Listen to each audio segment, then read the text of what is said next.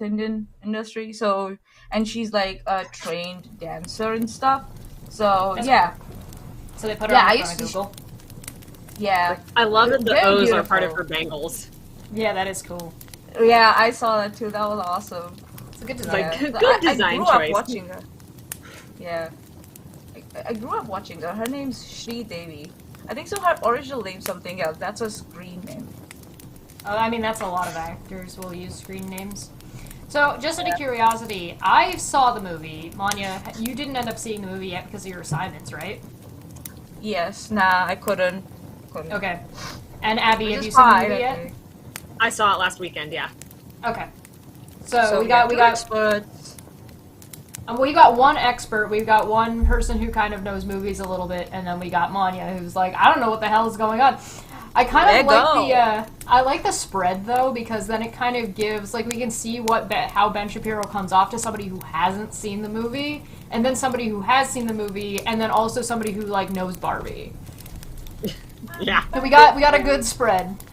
I'm happy about it. My sister and I went to breakfast the morning after we saw Barbie, so we saw it Sunday night and went to breakfast on Monday morning, and we just, like, sat there in a restaurant in New York City talking about the deep Barbie lore.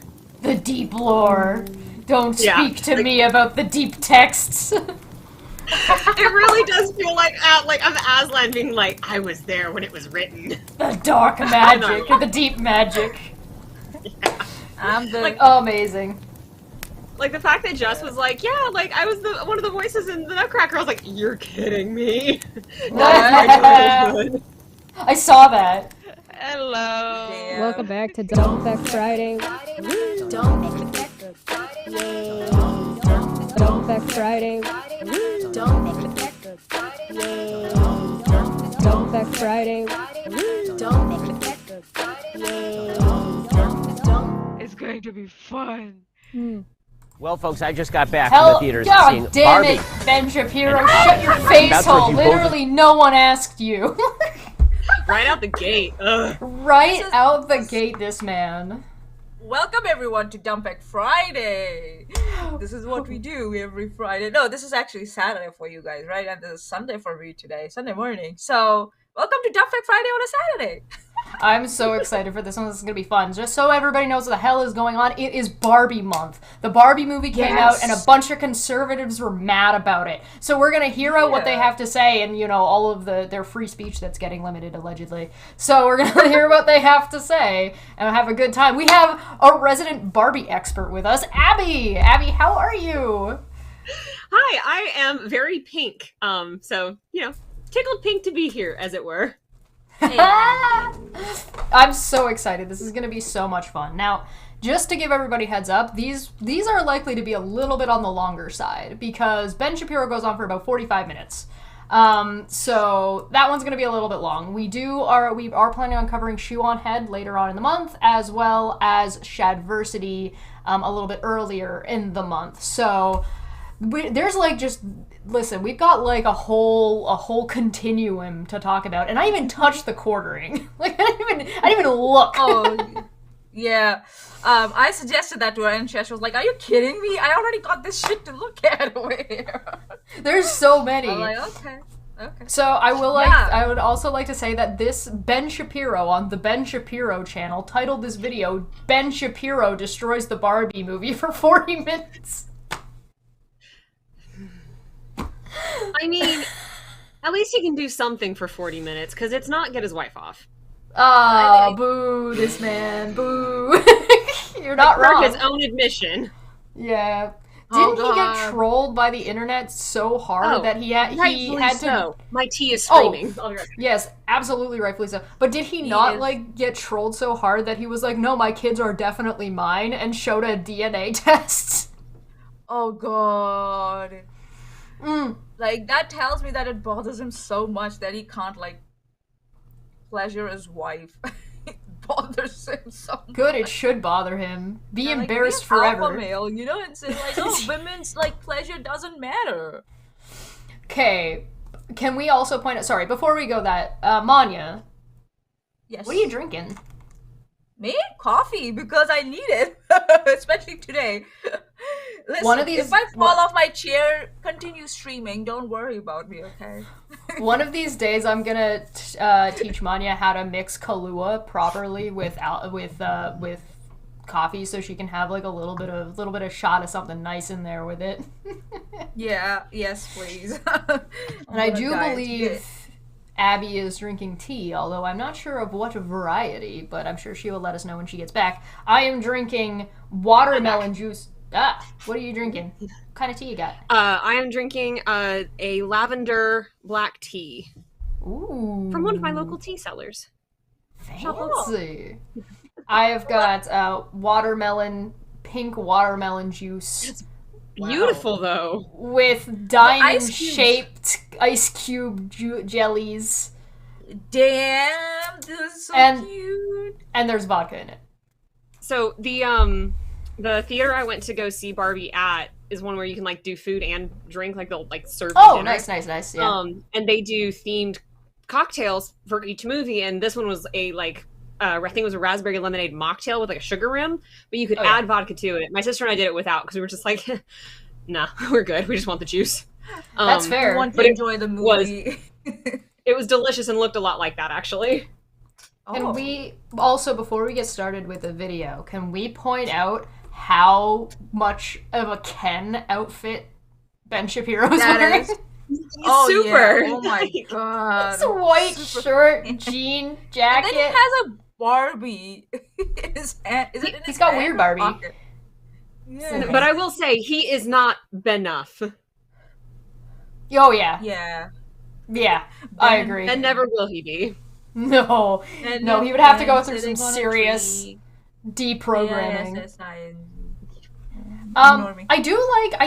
would not be offended though to bring back the white t-shirt jean jacket because it's not a bad look. No, it's a great look. It's even better. Especially when it's that like $50 t-shirt from that one like chef movie or show or whatever the heck that like went viral. Like that's a good looking t-shirt. What's the Oh, okay. I think we need to make sure that we let the chat vote as we're watching this. Is you guys let us know if you think Ben Shapiro during this video is more or less charismatic than Steven Crowder. Because last time we saw the two of them in a room, Ben Shapiro made Steven Crowder look amusing. Vice versa. Ben Shapiro was charismatic comparatively to and I think so. Steven Crowder. I predicted in that stream that there's something stupid going on between Steven Crowder and his wife, and we found out in the very same stream that he cheated on his wife and tried to like justify it. And then we found out obviously that they were going to get separated like in a couple of weeks later, and that he was an abusive prick towards his wife. Yeah, that was So we're gonna find out if Ben Shapiro in this video is more or less charismatic than wife abuser Steven Crowder.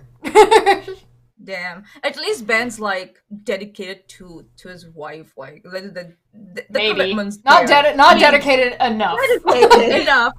He's trying, man. He put out a DNA test. With like abuse versus neglect, right? Right. All right, let's get started and see what this man has to say. That's just gonna be embarrassing. Well, folks, I just got back from the theaters seeing Barbie and Oppenheimer. I'm about to review both of them. I'm going to tell you which one of these is the best blockbuster of 2023 and which one is. Does he have Barbie with the garbage in the background? Fuck him. I can already say he's going to say it's Oppenheimer because he's a man. And the second thing is, baby, the numbers don't lie. It was Barbie. It was the biggest blockbuster. I think it depends on like the thing is with asking that kind of a question is that you have to set out your parameters. So like the best blockbuster based on what? Your fucking opinion? Or based on like the amount of money it's sold? Or based on like the star power in the movie? Or based on like Oppenheimer absolutely being Oscar bait? The cinematography, like right, lighting. There's so many things. Like, saying that like the best blockbuster implies that we're going based on money because that's what makes a blockbuster is the money. Take it sold. Yeah, and so like I think it was Insider had an article that was like, and their like tweet about it was, Barbie has grossed like $1 billion. Oppenheimer has grossed about half that much. An equally impressive feat. And I was like, I think you need to look up what half and equal mean. Those are some words that have These are not amounts. Less than equal, greater Anywhere than close to equal, I equal. understand that. Yeah, like what is half and equal? Huh? Nani. Yeah, I was like, And also, like, Oppenheimer almost, like, got really reamed in India because, well, yeah, because India is, like, a Hindu majority. They pretend they're democratic, but they're moving towards like, Hindu nationalism anyways. who is So, yeah, so Oppenheimer is famous for, like, reading books from, like, Indian mythology and Indian literature, if you might dare say. And there's this famous quote he's always used, like, I am death now. Yeah. So I've it become was death controversial before because there was world or something. Pardon? I've become death, Like, I destroyer am of become worlds. death. Yeah, and this movie had it at a very controversial point. It's not controversial for me. It's like for Indians because anything around sex is like, oh. So it was like that quote was like, I think so. The actress, it was done like after they had the sex or something like that, and people in India just went like, seriously, excuse us. And I guess I don't think so. The makers of the movie cared. They were like, fuck you. And I was like, exactly.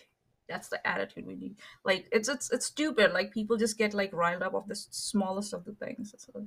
Well, if it means anything, I saw Barbie and didn't see Oppenheimer. I think so. My brother saw Oppenheimer, and yeah, he saw. I haven't seen any.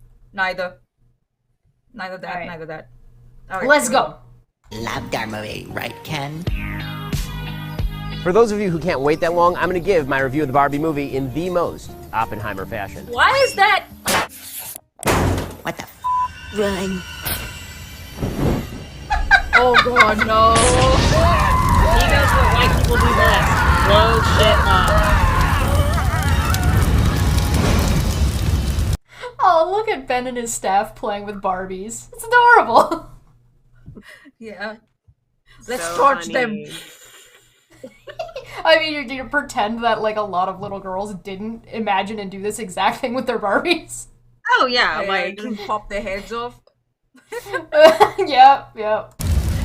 That was oddly specific for me. I was very kind So to my the things Barbies, I but do realized I was for my kind of an odd audience, woman my out. producers dragged me to go see Barbie the movie, Aw. and I have thoughts. This video is sponsored by ExpressVPN. Oh You my god! also it, have like, a dollhouse. It is. For Oh, someone who got already dollhouse hates in the back Barbies so much, he spent a lot of money on Barbies for props here. yeah. His daughter's his if he has a daughter, right? She will have a field day after this episode. She's like, or his son even. Maybe he'll just secretly like grab some of them and like stash them in his closet, and later go like pew pew pew pew. I just like how the movie is so much that it left him flabbergasted. He's speechless. He almost said I mean, like, it's a damn good movie. You should have gotten a teal couch. It would have He fit the needed color more scheme. sparkles, man. He needed rhinestones on his jacket. Like a That's- couple of stickers. stickers, rhinestones. Bling it up, man. Come on. If you're gonna go as far as to buy a Barbie dollhouse and like Barbies to Right? put it in, and so much so that you actually went out of your way to make a weird Barbie prop, because like Weird Barbie isn't out yet, from my understanding. Apparently Mattel is putting out a Weird Barbie, but Weird Barbie is not currently they out. are. So that means that the Barbie he was holding had to have its hair and makeup done by Ben Shapiro's crew.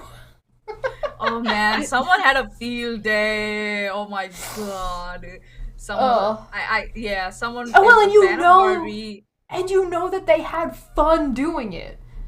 He's Yeah, like, it and looks good, they're laughing, they put this whole thing together that they went out of their way to edit together, like they had fun playing with Barbies.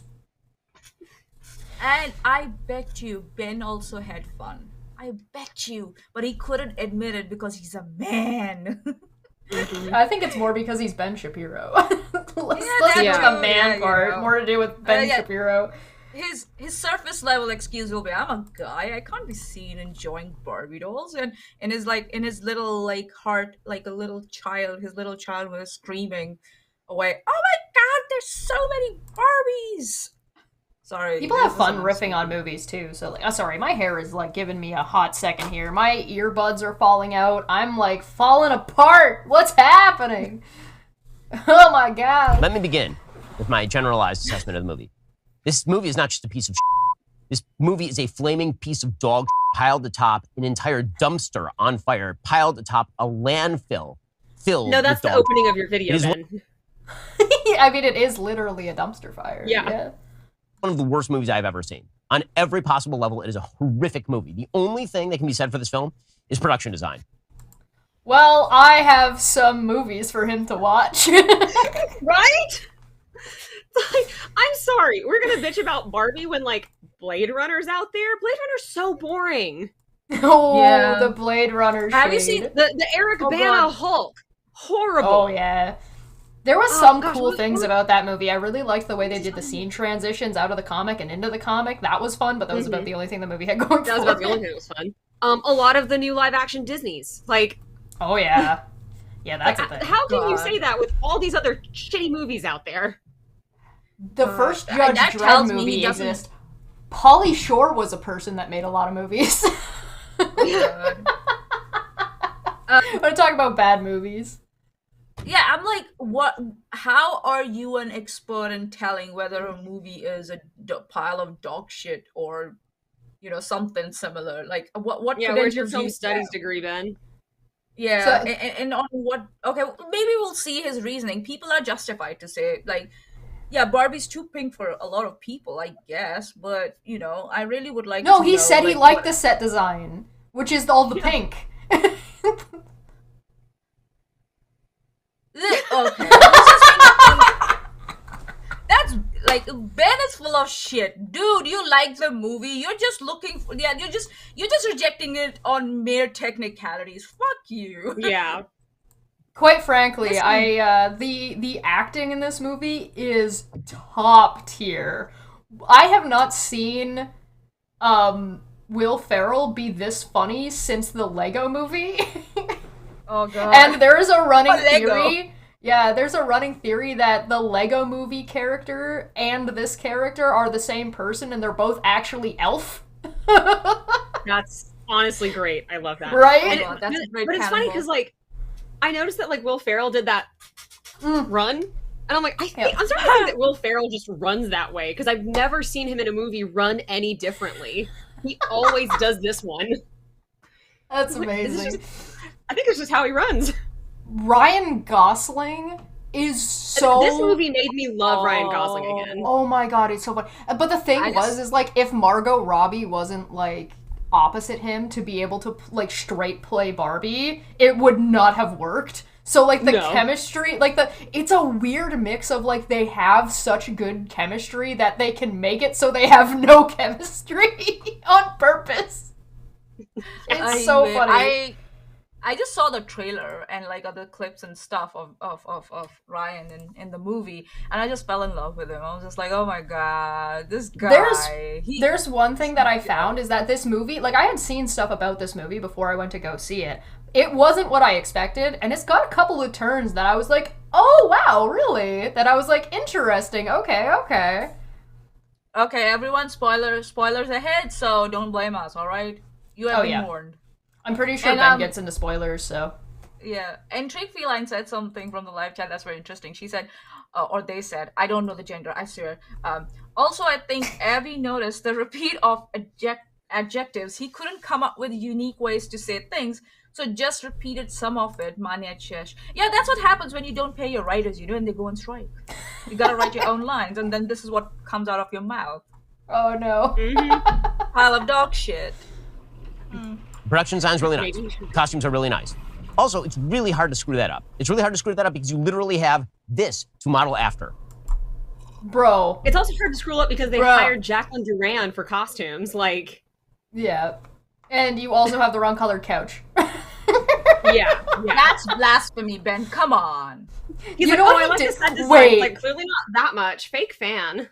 Wait, no, he big-brained it. Wait, okay, hear me out. He's not just he's not just in the trying to present himself in the Barbie house. He's trying to present himself as a Ken, having taken over the Barbie house. So his set isn't Barbie house. His set is actually Casa Ken house. Ken Casa. Barbie house.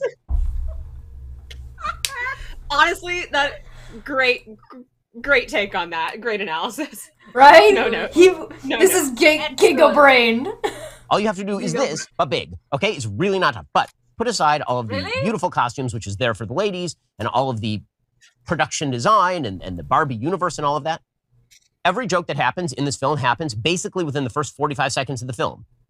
That is not true. Okay. He should have taken himself. He should have taken someone with him who was an expert, like someone like Abby, who has watched like Barbie stuff before and is an expert on Barbie in Barbie universe. Like, because this tells me he has no idea about. Will Ferrell doesn't show. Will Ferrell doesn't even show up until like halfway through or the last chunk of the movie, dude. And it's for some reason he's not. Sorry, he didn't say anything about the men yet in the movie. For some reason, he started. The costume for the ladies. Manya, it's only been a minute. Give him. Okay, I'll give him a break. Sorry, my bad. Here's the thing I've got to say about like all the jokes were in the first 45 seconds is the very last line of the movie is the most like cackle worthy line I've ever heard in my life. Yes, it Without is. saying what it is, like the very, very last line of the movie, roll credits, the whole theater bust out laughing. So like I don't know what he thinks happened. Yeah, I have to watch it. I'm gonna watch it. There's political humor in this movie. Like it's very funny. Damn. That's gonna be great. So, for example, Barbie turns on the water and there's no water. Ooh, because like in Barbie house, there's no actual water. Do you get it? And then she drinks, but there's no actual. That's barely the joke. That's just establishing that you're in Barbie land and how the world works. Joke, it's imagination. Those were the jokes. Ben. Dude. Liquid in the actual cup. Oh my god, because she's a Barbie doll. Oh, I get it. Okay, that's all the jokes. There are no more jokes for the rest of the film. There's that one joke he's talking about comes back again later on. Go ahead, Abby, you explain it. I mean, like she goes to the real world and there's stuff in the cup, and she's like, I'm not used to there being anything in there. She splashes stuff all over her face. A repeat joke halfway through the movie when Will Ferrell's there. Yeah. Oh god. The movie's a shit show. Okay, so conceptually, the movie is a shit show. Sorry? Let's not pretend that Will Ferrell's like run isn't a joke. Oh yeah, no, Will Ferrell's existence in this movie is a joke. Like in the best way possible, but it's still funny. One of the funniest setups to this movie is the narrator. Like, there's a narrator in this movie. See? Voiced by Helen Mirren. What? And the narrator...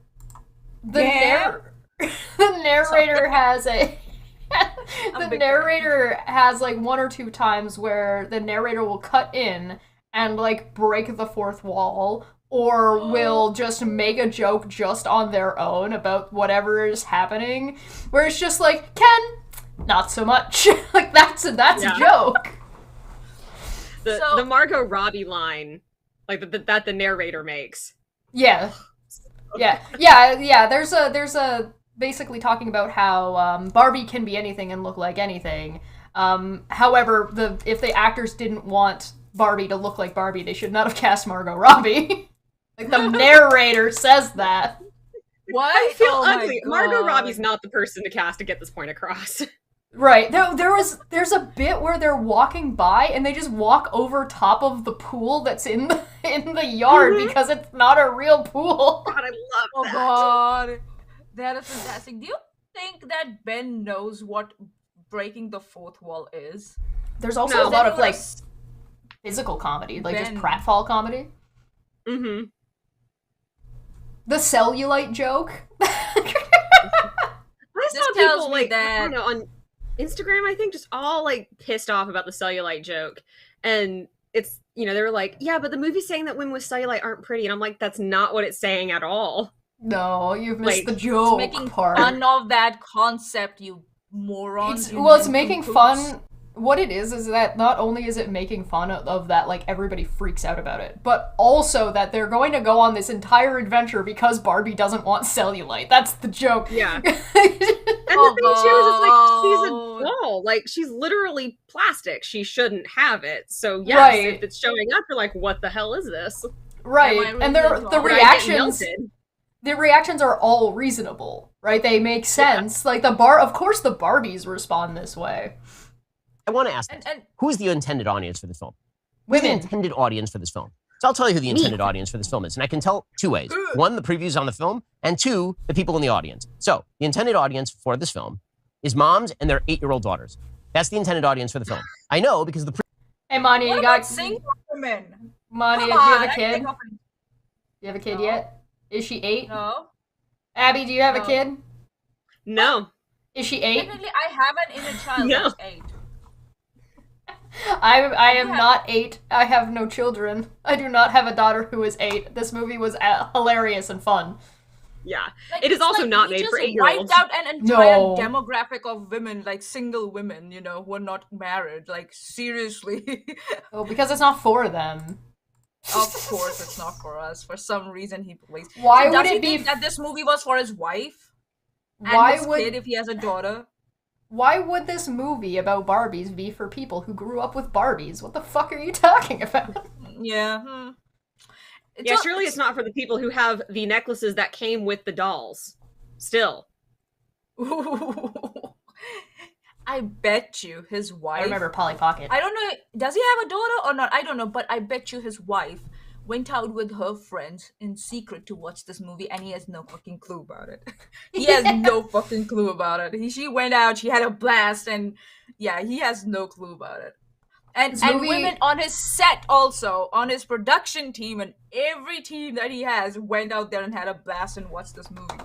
This movie also is not for kids, like Abby pointed out. This is not a children's movie. You have to be at least 20 to understand, like, the majority of the jokes, and there's not a whole ton of comedy in it, or, like, events taking place in it visually that are gonna keep kids entertained. It's not for children. Yeah. Yeah, Ben has 4 kids, 2 daughters and 2 sons.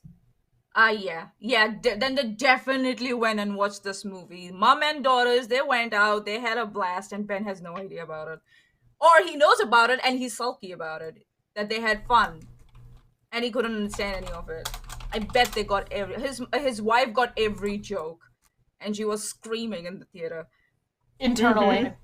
previews for Not the film internally, were all even, like, kids out movies. loud. She I'm was talking like, like G or PG rated kids films. We're talking like Teenage Mutant Ninja Turtles or Trolls 4 or whatever it is. Those were all the previews, right? All the previews are actually directed at what the audience is supposed to be for this film. No, that's not how that works. Also, that's not what I got. also What not I got what the previews- advertisements. I got advertisements for Oppenheimer. Yeah. I don't even remember And what I the ads were, ignored but them. like they weren't kids' movies. The only one that I got was the Ninja. I did get the Ninja Turtles one. Yeah, I got that one too on my But timeline. Ninja and Turtles I is- actually went ahead and But Ninja Turtles has Ice-T and Seth Rogen in it. So, like, how much of that, like, it's probably going to be a PG movie, but it's going to be for a lot of adults who grew up with the Ninja Who grew Turtles. up with Ninja Turtles. Yeah, but it does it's going to have, and it does have that visual style that aids in doing things that your kids are going to enjoy and your adults are going to enjoy. wonder. hmm Barbie doesn't have that. I wonder what like comic book characters or like any Ben grew up with. Looks like his life was boring as fuck. Like, does he not know the concept of like kids growing up with certain like characters and universes, and then when they grow up, Ben was forced to watch nothing but Barney his entire adolescence. Barney, yeah, Oh my or God. Peppa the Pig, I guess. And if you look in the audience, it's a bunch of moms, like youngish moms, middle-aged moms, with their like 6, 7, 8-year-old girls. That's the entire And crew. hot 30-year-old women. And how does he know this? Did he interview them? Sleepy. As they were going in and out, did he take like a tally to one of his guys just sitting there, like taking a tally, guesstimating how old he thought they were and whether or not they had kids? I bet you he was Very like at the reasonable. front row in the middle and going like that. And I had no idea who Facts. was sitting behind him. Facts in your feelings, Ben. Facts in your feelings. Something. This movie is not made for any of those people. In fact, this movie is made for no one. This movie is going to make a bunch of money week one because the marketing effort has been extraordinary. I mean, whoever's the marketing team over at Warner Brothers is doing an amazing job. Week one, this thing is going to clean up That's the true. domestic box office. Yeah, they did a My good job. prediction is going to just absolutely fall off a cliff after that. The repeat business on this movie is going to be non-existent. I would literally go back and see it tomorrow. So it's been a week or two since this video came out.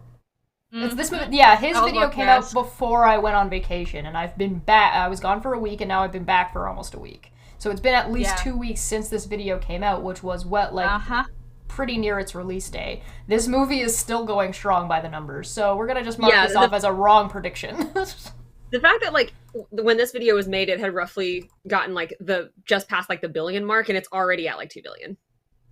Yeah. Like, I think repeat business on this movie is going fine. Also, it's wild that he says this movie is made for no one when he literally just said it was made for moms and 8-year-olds. Yeah, he took that back. He was like, you know what? Never mind. It's not even for them. Never mind. Actually, no, I don't think that's the issue. I think he doesn't think that moms and 8-year-olds are people. Oh. That's a good point. Because if you are a mom or a child, you are obviously tied to your husband or dad, and therefore not a person. Because this is definitely not a movie that men Your are going to property. enjoy. Well, Men will absolutely enjoy this movie, I promise. Oh yeah, You'll like it. It's good. I'm if you're sure, cool, you'll love it. And if you're not cool and you hate it, work on yourself. Figure it out. That's a you problem. Yeah, that is a you it's so problem. funny. Like Here's your making sign. predictions. Like it doesn't have to be like, oh, you love this movie, but like, if you leave that theater going, that movie sucked, then you got some soul searching. There's to do. something wrong with you. If you leave that movie thinking that like it was attacking you, it was. Yeah. And for good reason. Two people who are so smug and self-satisfied, and Greta Gerwig and Noah Baumbach, that they have no audience. I mean, like... I love that Ben Shapiro just said that completely unironically. No self-awareness. And I'm like, he's who making thought it's a so great much idea? like he's making predictions about how a movie will perform, you know. And I'm Completely like, wrong predictions. Yeah, I'm like, maybe just say, okay, let's wait and watch.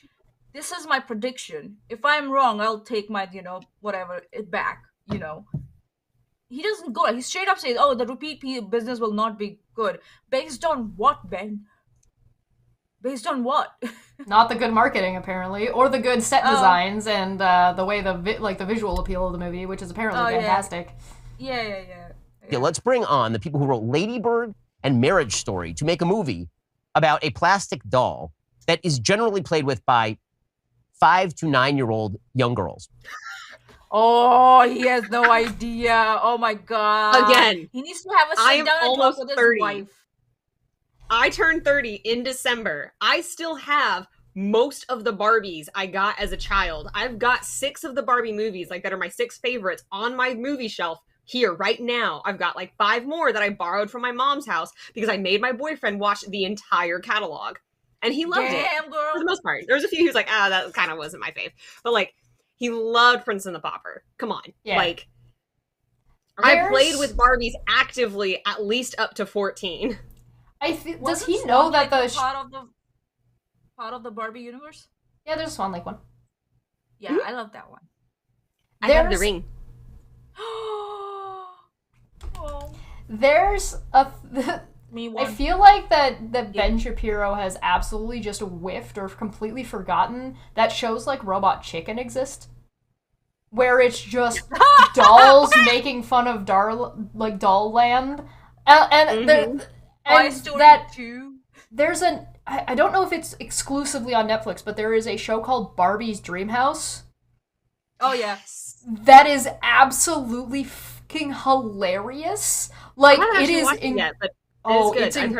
I've heard from my sister. The dollhouse has an artificial intelligence in it, like it's fucking Jarvis. Like the house is alive, and it goes full 2001: A Space Odyssey.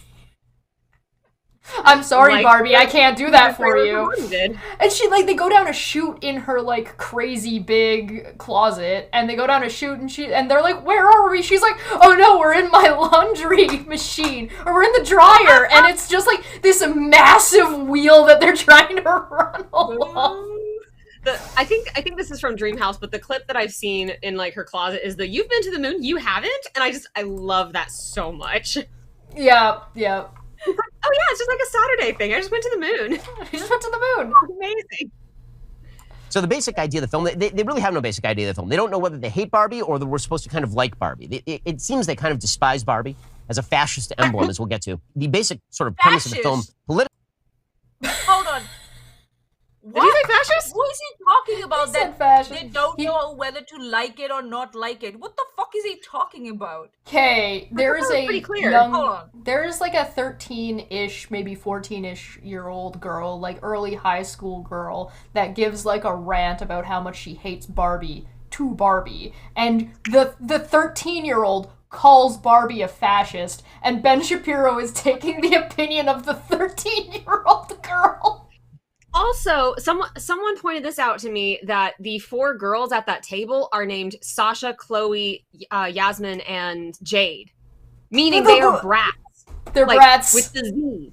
They are brat dolls. Yeah. So it's that much funnier that they're insulting Barbie.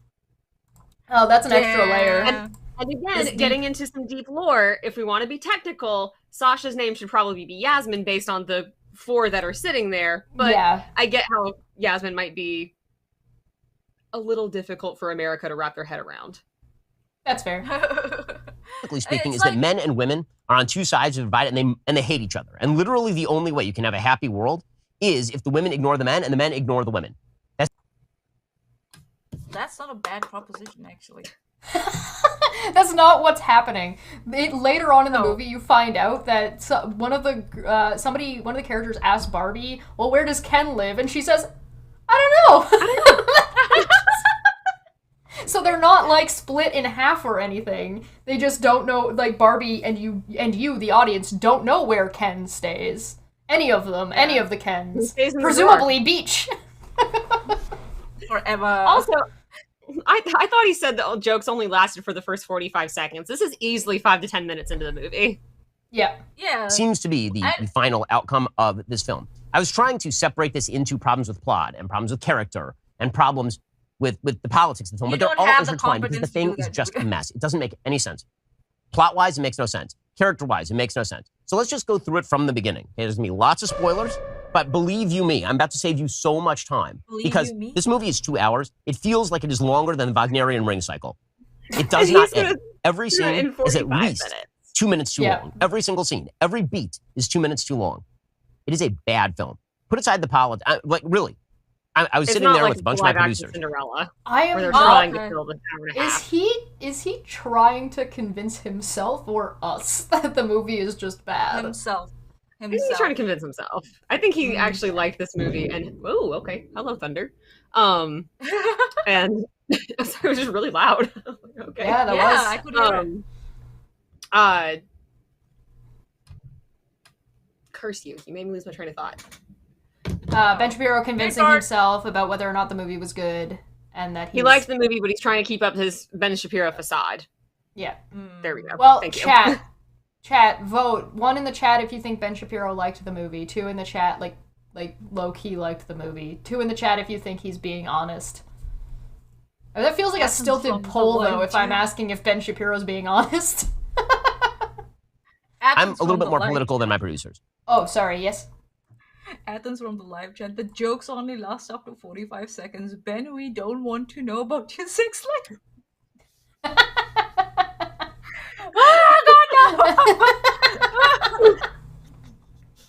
My producers were watching this, putting the politics aside. It is a bad movie.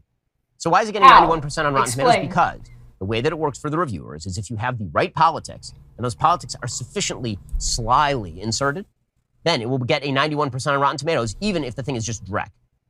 Listen, I Rotten agree with the Tomatoes- politics of Blade Runner, and that movie sucks. Yeah, Rotten Tomatoes doesn't have a prerequisite to tell you what the politics are of a movie before Yeah, you're there are no allowed to vote. rules.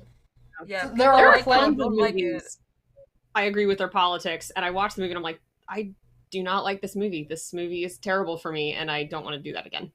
And the reviewers aren't like anybody can vote on Rotten Tomatoes. That's why you have like a viewer score versus the critics score. Yeah. Mhm. So I guess.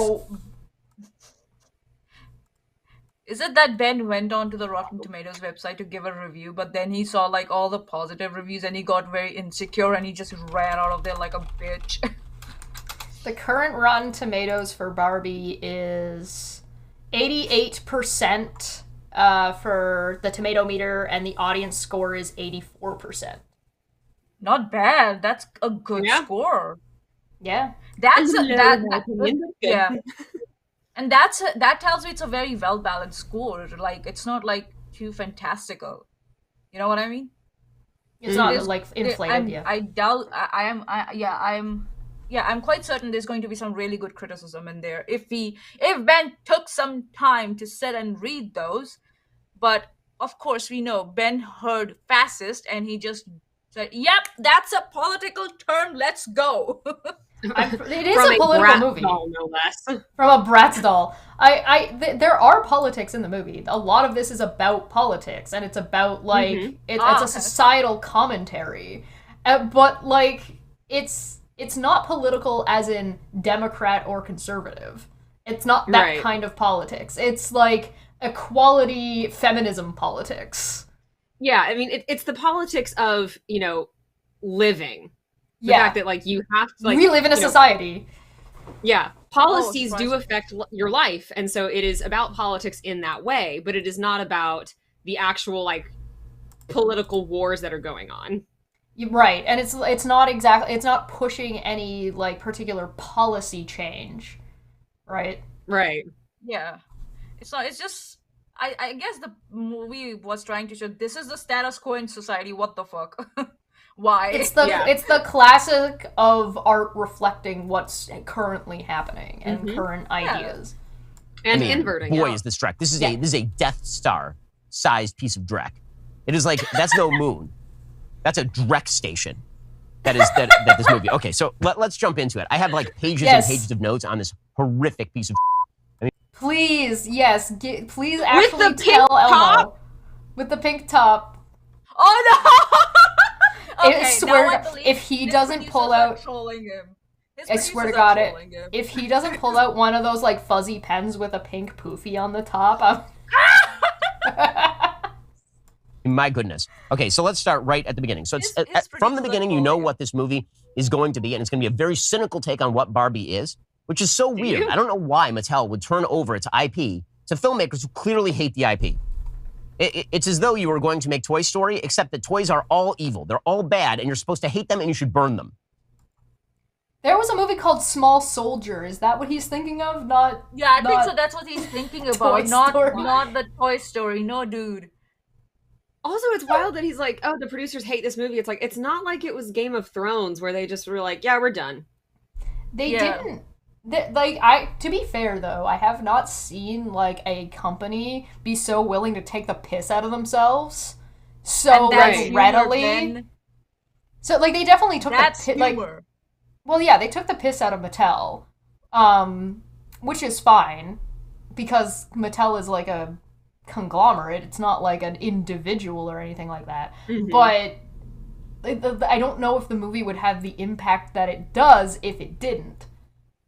Right, and honestly, like for Mattel, that's arguably a good marketing strategy. Like a better way to build their brand is because they're at least self-aware. Yeah, like they're willing to let someone make fun of them. This movie, which is kind of huge. Yeah, this movie takes this idea of like this is what Barbie was intended. Here's how Barbie is being and how Barbie views Barbie.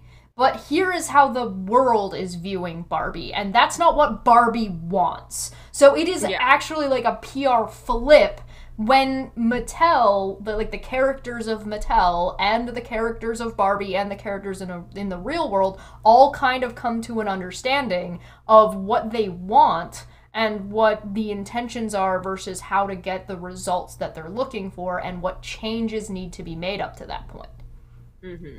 That's what the thing movie's about. About where Mattel was in this production is I know that they Mattel the company was kind of iffy on Margot being called stereotypical Barbie. They're like, that seems like it's a negative connotation, and they're like, that's the point. Yeah. But because Barbie has evolved from the intended fashion doll as an alternative to baby dolls, and then became this unrealistic expectations example. Even the and joke now they're changing that. That was the point of calling her stereotypical. But even Mattel was kind of I don't know about that, and they obviously caved. But yeah, the even the jokes that now that I'm thinking about it a little bit more, now that the jokes that he's talking about in the first 45 seconds, the first 45 seconds is that big dun dun dun dun dun Barbie with that's the first part. So that's not before Barbie is even in the movie. He's saying that there's no jokes. Yeah, which arguably is the most boring part of the movie. Yeah, it is a little slow ramp up there. Yeah, because that's kind of the message of the film, is that the Barbies are bad for the world. Okay, so it begins by trying to uphold the original vision of Barbie. What was the original magical vision of Barbie? We have Helen Mirren here to tell us, in the form of a narrator apparently played by Ruth Bader Ginsburg, who's speaking from heaven. And we get a 2001 A Space Odyssey flashback, which again, I'm sorry, I didn't realize Helen Mirren was on our Supreme Court. My apologies, Justice Mirren. The audience for this are people who get the joke and can understand the politics and the message. Definitely not you. Yep. Points in this film. Poor Ben. It references variously Marcel Proust. It references Robert Evans and the cinematography of The Godfather. It references 2001 A Space Odyssey. This is a movie made for moms and their 7-year-old girls. It is not a movie made. It was made for the 8-year-olds. Now it's for the 7-year-olds? Yeah, they're getting younger. Can you decide? No, he does. He thinks that it's. He thinks it's for these people because it's titled Barbie, not because of the actual content of the movie. Yeah, compare this rant and compare it to the interview he had with Steven Crowder. Clearly tells me that the Steven Crowder, the whole the skeleton for what the interview will be about, was written by competent writers, and this is just Ben Shapiro. This is what he is. He has no fucking clue what he's talking about.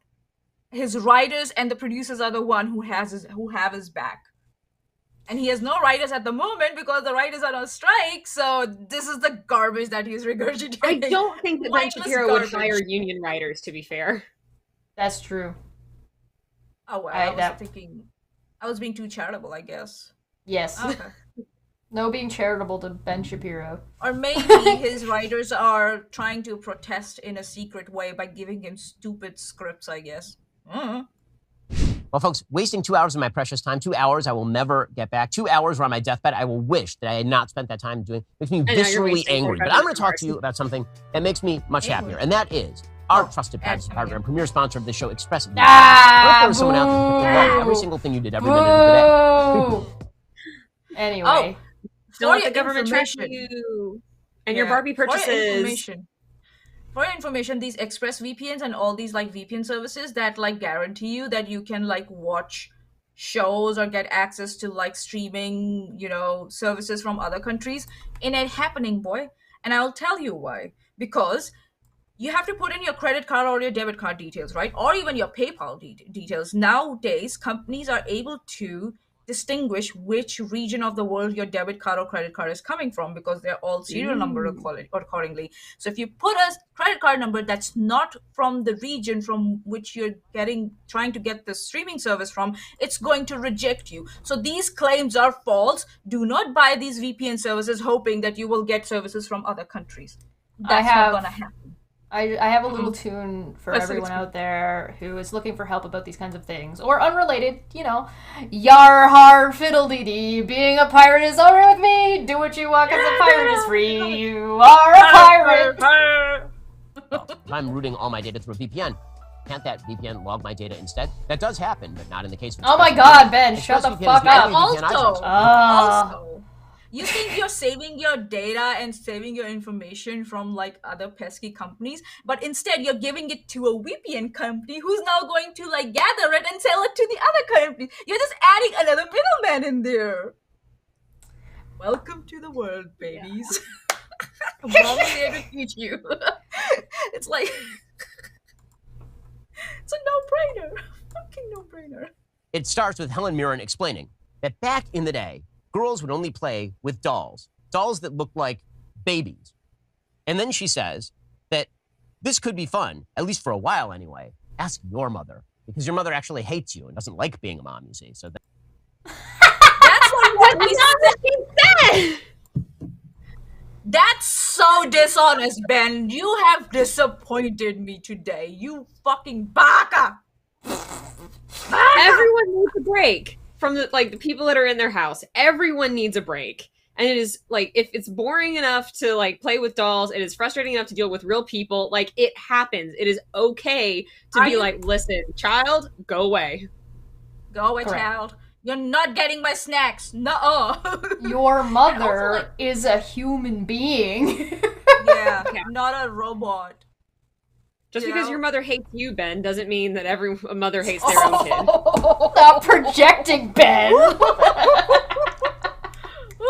So if you ask her mom, she wants to play at not being a mom sometimes. Okay, so the basic yes, is Barbie. Yes, go out with their friends. Yes, yes. Moms like to have a girls' night out. That's why your parents have date night and get babysitters. And why dad gets to stay and hang out with the kids some days while mom gets to fuck off. Yeah. That's why you would advertise for the nuclear family and at least 2 parents. So one can have a break. Yeah.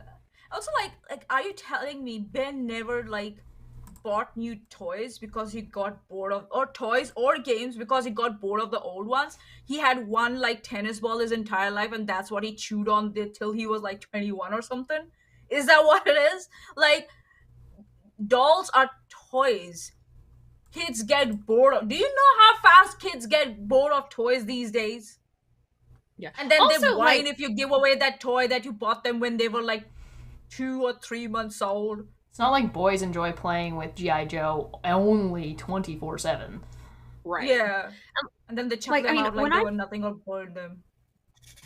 When my sister and I played with Barbie, we had like complex narratives. Like, right? You know, we had, you know, kidnapped princess and like beach mermaids and, you know, save the world stuff. Like, we had complex stories. You can't do that. Right. So my parents bought me this like Barbie set, which had a little baby and the bath and everything for it. And I begged my parents, like, can I get a Barbie to go with it? Because it's just a baby. It needs a Barbie to look after it. My parents wouldn't buy me a Barbie at that time. So I built up a narrative that the baby is an orphan. He said 45. He said 45 seconds for jokes, right? But the pregnant Barbie, which is that's a running gag throughout the movie, doesn't come until like the first 10 minutes. There's also growing up Skipper in there. Oh my fucking lord! Yeah. Supposed to be an independent woman. Pregnant Barbie, Midge, and Growing Up Skipper were all Barbies that got made. Yep. And there's a gay icon Ken, obviously not called. I think it was Magic Earring Ken was the actual box title. Yep. And he shows up in the movie as well. Again, a Barbie doll that was made and discontinued.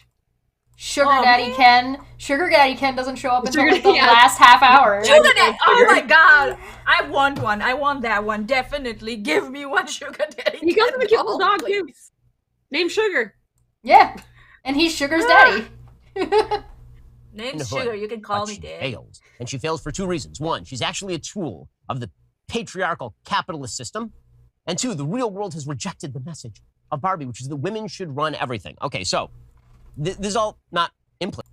That's not the message of Barbie. The message of Barbie is that women can be anything. That Barbie is an astronaut. Barbie explicitly spells this out at the beginning of the movie and at the end of the movie with different connotations from the beginning of the movie to the end of the movie. She explains explicitly in exact words that Barbie is an astronaut, Barbie is a surfer, Barbie is the president, Barbie is this, Barbie is that. Yeah. Barbie is all these things. Like, more contemporary marketing for Barbie, whether it be the movies or the dolls, is really leaning more into that, because like the Barbie vlog on YouTube has so much about, like, you know, you are enough and you need to follow your dreams, blah blah blah. Barbie in a Mermaid Tale, she is a teenager on track to be a pro surfer. In Pink Shoes, she's trying to be a professional ballerina, and I mean, frankly, in my opinion, she probably shouldn't be a ballerina because she wants to like do her own dance, and I'm like, then you should do a different style of dance, but whatever, that's fine. You know, but it's the idea that like you are good enough and your ideas are valuable, even in this strict setting. Like, there's so many more contemporary Barbie movies that are more about like, you can do this really cool thing and your ideas are good enough to do that.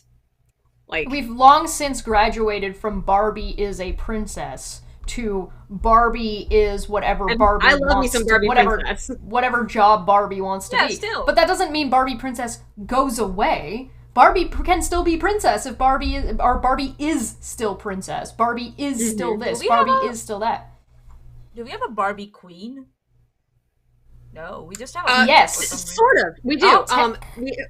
Yeah. So we have Barbie Erica in Princess and the Pauper, who at the end of the movie does marry King Dominic. So she is straight up Queen Erica. And then in the CD-ROM game for Princess and the Pauper, she is getting her coronation, and so the whole premise is like helping out the kingdom and setting up the castle with decorations. Annalise comes and helps with that part, and she's going to be crowned queen. And I'm pretty sure Princess and the Swan Barbie is queen by the end of that movie as well. Yeah, you're right. It's funny, like, a doll can be a president and a queen, but America still doesn't have a woman president. Really? Hey, at least we got a VP. We do not want to talk about the time there was a woman prime minister in Canada for a very, very short stint of time. This is explicitly said at the beginning. The monologue, you have Helen Mirren saying, New Zealand because has Barbie had can be women anything, prime women ministers. can India be has anything. now At least a that's third what the world Barbie country says. In the already real world, has women can't be anything. a woman That's one of the president messages and a of the woman film. prime minister. In the real world, men run pretty much everything, which is weird. Who greenlit this piece of shit? I mean, Greta. Pretty much everything. That is the thing that Ken says. The Ken, the himbo Ken that doesn't understand a world he just showed up in. He's like, men run everything. This is amazing. Also, where is the lie? Interpretation. Right. Yeah. It's still like not a nuanced take, but of course it's not a nuanced take. It's coming from Ken, who's been there for 10 minutes. And has a hollow brain. And has no brain cells. Ken is not a smart character. No. Gerwig is a lady. She's making a good living off of this. Margot Robbie is playing the lead. In fact, the entire cast, aside from basically Ryan Gosling, is women. So, are you ignoring Will Ferrell and Michael Cera? And like all the other Kens? And all the other Kens? Between Ryan Gosling and Simu Liu, and I'm like, I mean, I know which Ken I prefer. I loved that so much. They have a beach off. I'm gonna beat you off. Yes. Oh, yes. It seems like women are doing okay.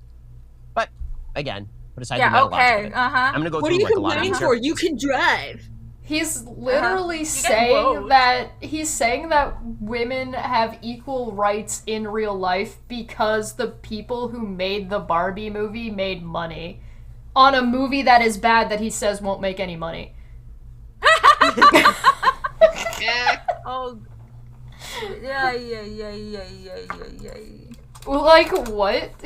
Hold on. But the thing is like, yeah, he's ignoring, like, the good Barbie is the main character, but Ken is with her the majority of the movie. Like, Ryan Gosling has a solid amount of screen time in this movie, right? They get a whole dance-off, so any time that Barbie kind of gets time to herself, Ken also gets time to himself. and there's an equal number of Barbie to Ken ratio as far as we see for the majority of it. Oh, that's cool. And then Ken's friend. Yeah. Alan. Ken's friend, Alan. Alex We don't- from we don't- Live Chat. Supposedly married Midge. Which was a really funny joke. We don't know why there's only one Alan. It's kind of weird. I honestly feel like I have historically hated Michael Cera, like just for whatever reason he grates on me. Fair. And I love Juno and I've been able to like tolerate him in Juno, but I still don't really like him. This movie made me like Michael Cera so much more. He was very good in this movie. All of the acting in this movie was very, very good. So it starts off with the idea that mommy dolls are bad and insufficient. But then they criticize Mattel for discontinuing a mommy doll. Baby Where are the dolls mommy- playing mommy, dingus. You edited this. This is an edited video. Oh god. I'm telling you, his producers are trolling him. I'm telling you. This is a total troll. Because they went and watched the movie with him, for fuck's sake. Named Midge. Right? Midge is the pregnant doll and was discontinued. They're like, that's bad. Wait, but hold on, you just said that dolls about motherhood are bad, but then this one, don't look for any sort of logical coherence. Why was it discontinued, Ben? Why They was don't the s- pregnant... Do you want to know Why why was the they pregnant said? doll? They actually said in the movie why the doll was discontinued. Cause that was kind of weird. A pregnant doll was kind of weird. That was why. Yeah. But Oh, but yeah. also like you could get Midge by herself. Like Yes. historically in the history of Mattel and Barbie dolls, like you could get Midge by herself, which people said was encouraging teen pregnancy because Barbie is a teenager Yeah. and Midge is her friend, so it's encouraging teen pregnancy. And because you could get Midge by herself without Alan, who she's supposed to like be married to and have this kid with, it was encouraging single momhood. Yeah. And so So, that's why she got discontinued because of that backlash. and for surprise, Ben to surprise, not it's know that? oppressive to women. Go figure. Oh, go figure. And for Ben to not know that, being a conservative, and Abby knows that. Honestly, I think tells Ben me was that just. he's a surface level conservative who has no fucking clue what he's talking about. He's also lazy. Oh yeah, lazy ass. And I bet you the producers were like, hey, you wanna see how it goes when we just stand back and let him do his shit? This. Ta-da! There's a Citizens United reference. They say all of the members of the Barbie Supreme Court are women.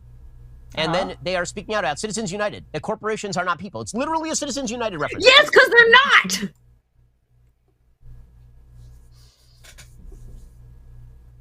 Here's the 7-year-old girl who's like, flaw, yes, you I too moron." have a very informed perspective on the Citizens United decision. And then they say that logic and feeling at the same time, it doesn't diminish us. It proves that we are more than, right? It's all propagandistic. And You How can't is that just propaganda, bitch? you can't just say that and not explain it. Yeah. Ben Shapiro has a lot of feelings for someone who's implying that feelings don't matter. Like, Yeah. How is that a proper? He said, yeah, Abby, you're correct. He said, I am angry. So you are Feelings- spreading a propaganda bin? Feelings and logic are intertwined. You cannot have one without the other. Yes. You need both. Yeah. You can't Yes. have. If you try to remove emotion, you're being illogical inherently. exactly. That's what Mika said, right? On a channel when she covered Papa Good, right? She said Oh, Papa Good yep. for some reason implies that being emotional is bad and is illogical for some reason. And Mika is a very, very highly educated person in rhetoric. Please go and check out her channel. And that she also made the same point. She said just because you have emotions in your argument doesn't make your argument not, like, you can't dismiss an argument because it has emotion. It's tone. It is Ben Shapiro's trying to tone police. He's trying to say because you said something Yeah. with an emotion or with Passion some or kind of emotion. passion, it diminishes the argument. When tone, that's not what So tone. then- That's not what that's about. So by his own logic, this whole 45-minute rant is bullshit and should be just thrown in the garbage can because he Correct. said, I am angry. Right. He said that at the start of the video. So it's baseless. Why even make it? then it sets up the dichotomy. The dichotomy is that men and women are in complete and utter contradistinction in terms of their roles. So women only exist if they are completely free of men, and men only exist if they are completely free of women. And I don't know how to explain to this man that these are not men and women, they are dolls.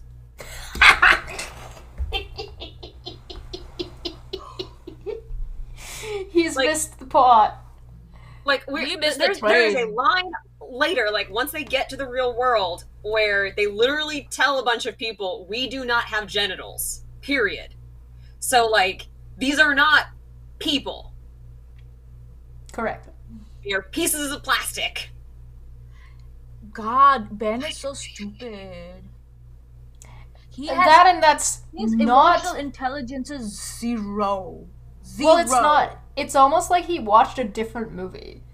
Because, like, what he's describing... Yeah, what he's describing is not the movie. Like, that's not what happens. That's not the premise. The premise is that Barbie Land is run by Barbies because it's about Barbie. It's Barbie Land. Of course, what did you expect Barbie Land to be run by Ken? Of course you did. You're Ben Shapiro. Right. Men. Mark Smith from the live chat said, Manya, throwing this in the garbage would classify as improper hazardous waste disposal. I get that joke. And make sure that you put it in a Ziploc bag and make sure it's separated out and making sure you send it to the right area. Yeah, you need professionals for this, yeah. The problem is set up for Ken, is that Ken is dependent on Barbie, right? Because Ken is kind of secondary. And we also set up that Ken is dependent on Barbie. And for some reason, it maddens Ben that, why are you so mad that Ben is secondary to Barbie? Like, so Ken, it's sorry, like, fuck. You know, the Barbie Ken creation is very, like, it's the reverse of Adam and Eve, because it's like, you know, oh, God said that Adam was lonely and needed a companion, so he created Eve. And basically the creators at Mattel were like, Barbie needs a boyfriend. Let's make Ken. Yeah. They literally... Will Ferrell says that in the movie. He says, we don't care about Ken. We literally don't care. No. Because it's not about him. But on top of that, you've Ken also is not got... marketable on his own. Right. You've also got Barbie, who is...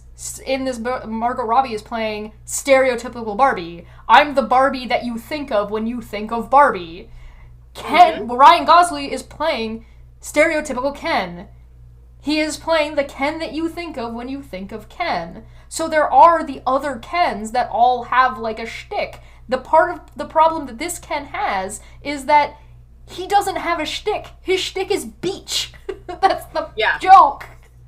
This Ken is the Prince Daniel Ken from Barbie Swan Lake, who is one of the most boring Kens in a Barbie princess movie. At the very beginning, that Barbie doesn't like Ken. She finds Ken annoying. Look at all those Kens on the screen that apparently had no men, the movie with no men in it. She finds Ken ridiculous, which he is again, ridiculous. Is sort of against the concept of Ken and Barbie. No, it's not. Ken's allowed. You know you can like people who are ridiculous, right? Yeah. There is nothing in the Barbie and Ken... But we're not there yet, so... Oh, okay. But the basic idea is that Barbie is an independent woman and Ken is completely superfluous. We then go to the beach, and there's a scene on the beach where the Kens are supposed to be the lifeguards, and the ladies are playing on the beach, and we get a series of gay masturbation jokes. They are not lifeguards! That is a line in the movie! He says that I'm not a lifeguard. He said it's a joke multiple times. He shows up on a beach in the real world to take a job as a lifeguard, saying he doesn't go out there. I do here. I'm not a lifeguard. Right. My job is beach. That's not a real job. He watched a different movie. I think he didn't watch the movie at all. He just watched like snippets on YouTube and then just brought everything together, and that's what he's doing now. I think he showed up, took shots, went and sat there right? Like, he went and sat in the movie, but his preconceived notions and delusions were so strong that he actually didn't listen or actually didn't watch anything. And the only thing that he was actually able to retain from the movie that he saw was the visual. That's why he likes that part. The visual was really well done, because that was the only thing his brain was able to retain. That was the only thing that could get past the wall that is his stupid face. Bias, the wall of the bias in his fucking fried brains. And this is someone who has married children. a doctor. They're talking about beaching each other off, right? There's a line where Ken says to another one of the Kens, "I'm going to beat you off." You know, for 8-year-olds. Yeah, that's definitely for 8 years old. 8 years old, yeah, right. Who the movie's for? Get it? You get it? Because it's like beat you off, but beach you off, and then they repeat that no less than 4 or 5 times in the span of 45 seconds. If I wasn't severely injured, I would beat you off right now, Ken. I'll beach off with you any day, Ken. Anyone who wants to beach him off has to beach me off first. I will beach both of you off at the same time. Beach both of us off? Nobody's gonna beach anyone off. And that joke comes back later, so they actually do it more than that. Bazinga. Did he seriously? Because it's just such a great gay masturbation. Did he seriously use you Big gotta Bang go for it. Theory, you asshole? It's not a You gay do mask. not touch Big Bang Theory. It's just ridiculous. Like that's the joke. It's just goofy. What else will the 7-year-old girls in the audience think if you don't go for the gay masturbation joke on the beach? Clearly. Because it's not for them. Thank you for pointing that out. So, this is so ridiculous. He creates a problem that's non-existent, and then he whines about the problem that he created that's non-existent. Like, Bridge the you divide in brought the up chat. 7 to 8-year-old girls or 7 to 9-year-old girls, and now you're whining that they're adult jokes in the movie. Yep. Like, Nani? Bridge the divide in the chat said they're just pissed the movie outmaneuvered them. It very much did. You're Ben's right. mad that he can't get the movie, and it's like he feels like a child, like who remembers just the visuals and nothing Ben else. is mad that Ken doesn't have black hair and thick dark eyebrows. Clearly. We get black female President Barbie because this is, of course, the greatest of all possible worlds. So Kamala Harris, the Barbie version, is the president of the United States. And then, Yes, please. How long has President Barbie existed? Forever. Let me look it up. Yeah, no, I want a citation on this one. Okay, let's see. No, but he's mad that it's a black President Barbie. It's not the President Barbie. He's a black President Barbie, and he mentions Kamala Harris. Who's making the movie political again? No, I don't want more. That's what I'm telling you. He's creating the problem, and then he's whining about the problem. He's creating the problem in his head, and then whining about it. President Barbie started in 92. Barbie's been president since 1992. Die mad, Ben. then we get You the break. salty Right, then we get the bitch. actual plot point. Plot He's point so number mad. one. His eyes are disappearing. Barbie has He's irrepressible squinting thoughts so of hard. death. So again, at this point, you might be thinking to yourself, wait a second, isn't this a kid's movie? Isn't this No! It's rated No! PG-13, you unga bunga monkey person. You baka! No! Also, can we point out that Pixar's Inside Out is a movie for children that is rated G or PG, and Bing Bong happens? What age group is The Lion King for again? Pretty sure Mufasa straight up dies. Disney has Snow lots White? of death. Snow White? Oh, the Tarzan. Tarzan? Yeah. Yeah. Uh-huh. Yeah, no, okay, Tarzan messed me up too. Yeah. Because, like, you Right? see It the did, yeah. silhouette. Yeah. Haunting. Yep. Ugh. Ben Shapiro doesn't understand how ratings work or what a children's film is. Did Ben too, like- Shapiro? Did Ben Shapiro see the most like early versions of like Disney movies where there was a lot of like blackface innuendo in there and a lot of like making fun of like tribal people in there? Bambi. Yeah, like, oh yeah, Bambi also. Fuck my life. Pocahontas. Who was Pocahontas for? I like how Abby's just counting Disney movies that have people dying in them now. I'm counting Disney deaths. There's like, Yep. hang on, 1, 2, 3, 4, 5. 5 in Tarzan. There's Hunchback 5 of deaths in Notre Tarzan. Dame, for fuck's sake. Hunchback of Notre Dame. Who was that movie? Which, like, yeah. Okay, sorry, baby. Yeah, that's another one. Actually, you have 2 in Notre Dame. Yeah. You see the yeah, mom there's die. 5 deaths in Tarzan, and you see every single body. You see both of the parents. You see Kerchak and Sabor, and you also see the silhouette of Clayton. Yep. Anastasia? You don't see Clayton's Anastasia? body, but you Not see the shadow of it. Anastasia is not Disney. It is Fox, which I guess is Oh, now sorry, my bad. Disney. So I guess technically now she's a Disney princess. I mean, it's also the Disney formula, so There's and so there Rasputin is goes out horrifically. Yeah, Rasputin goes out, but you also see like the dead family members on multiple occasions. Mm-hmm. They show up in the dream, and then they show up. You you see the castle being raided, and you see which is 6 of them just in the family. Yep, direct. Or no, wait, hang on. 5. It's 5 of them. Anastasia makes Including sense. her, yeah. Let's be There's Yes. Mufasa and Scar both die, and you see both of their South deaths. Park. South Park's not for like, kids. Scar get attacked Yep. right before he dies, and you see Mufasa's body. Yep. Like, you see a lot of the bodies, which is, like, kind of wild. And, like, since Monty, you Did brought you up see Notre the Dame, vultures like picking on meat in the Lion King? Oh, you go to an elephant graveyard. Right. And like, but like even with like Notre Dame, like we have the mother's death, so we see the death and the body. We see Frollo fall into the like hot oil in the literal bottom, hell. which is, yeah, like, to this day, when I think of like what the face of like Satan would look like, it is Frollo as like right before he dies. You also when he's standing on the see gargoyle, like Yeah, that's what that face would be. Yeah. And like so the there's Little that. Mermaid. Yeah, but like plus the fact with Notre Dame, the rape stuff in there. Yep. Like, Oh yeah. like, Yep. Notre Dame is hella dark, and it is rated G. Yep. It is made for children. Yep. At the end of the day, I think what we mean is Ben Shapiro doesn't know what he's talking about, and children can handle death. That's a thing that they can deal with and that they can learn about from a young age. Gurgi commits suicide because nobody likes him in the Black Cauldron. Right. Oh no. Also, It's okay, Gurgi will do it. Nobody likes Gurgi anyway. Off he bet goes! you his kids know all this more than him. If he had just sat down and spoken to his kids, they would have known all this shit. And they would have told him. Mulan the Avalanche, I bet also you. the Scouts, they kill one of them, and everyone on the Great Wall. Mulan! Mulan! Fucking Mulan! The fucking And then you have, like, avalanche Atlantis. that kills soldiers.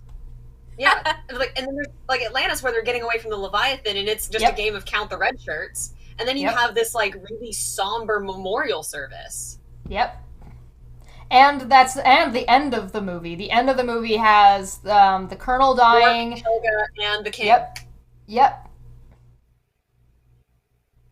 So, alright, now that we spent 10 minutes dunking on Ben Shapiro just being factually, those facts that don't care about your feelings. Yeah. Wrong. Ben. They don't care that your Dumbass. angry little boy, that your inner angry little boy is having a tantrum. Why isn't Ken the main character of a Barbie movie, guys?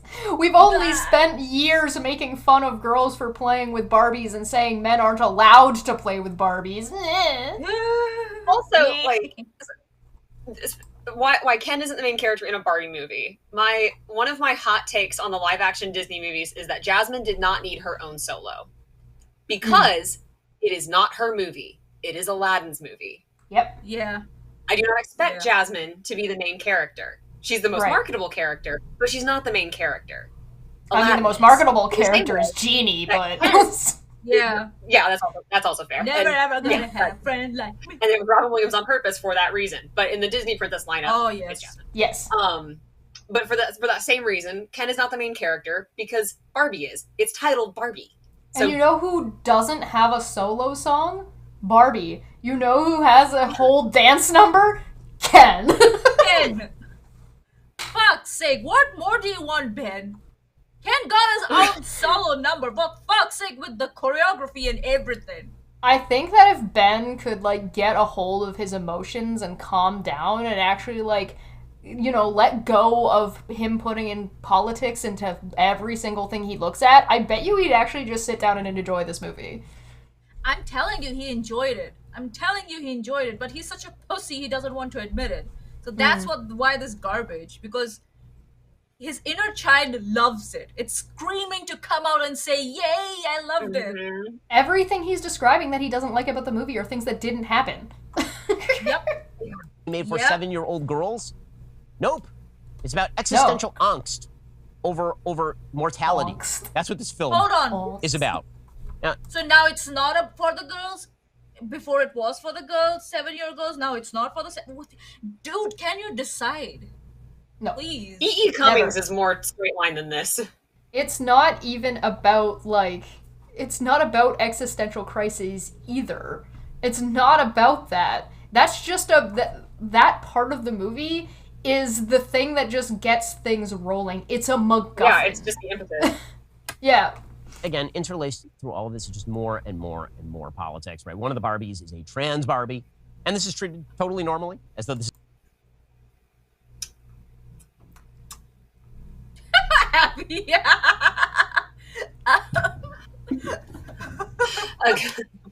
This Barbie's a trans Barbie. They don't have genitals. They are created. They are plastic. She doesn't even have, like, breasts. She doesn't even have nipples. Ken doesn't have nipples.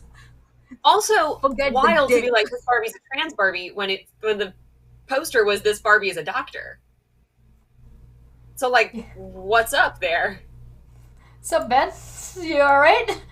That's not mentioned. It's a trans actress.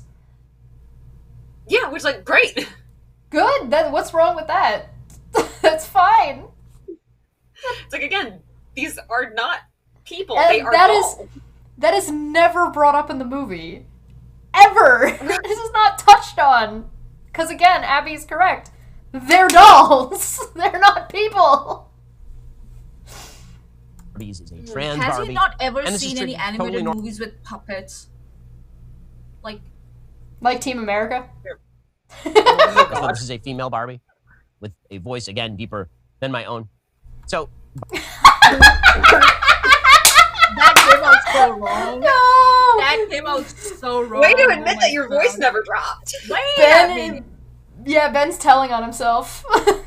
Oh god, Barbie starts to have these irrepressible thoughts of death, and this comes along with physical symptoms, like, for example, her feet flatten out. Again, this is one of the few cute jokes in the movie. That's not why. That's not the running joke past 45 seconds, Ben. No, he's missed the plot again.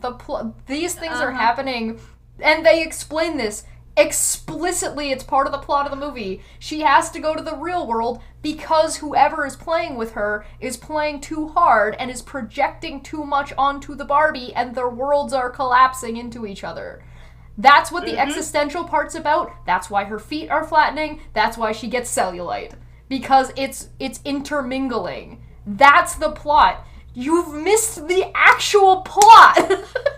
Wow. Which is he missed the actual train. It hit him and ran him over and crashed through a wall, or like multiple walls. That's how far he missed it. By sorry, Abby, go ahead. And they explained that twice, like both like to Barbie herself and by the existence of Weird Barbie, because she's been markered up and she's always in the splits. Because when you have an old Barbie that you've just read, she's always splitting. Wherever you put her, her legs are not going to sit straight. Right.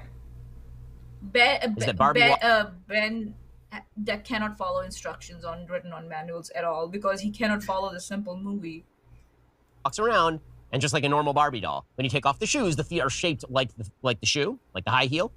But because that's how an actual, which is funny, and also how a Barbie's feet are shaped. If you go and look at an actual Barbie, I remember read an article one time. Sorry, go ahead. Go on.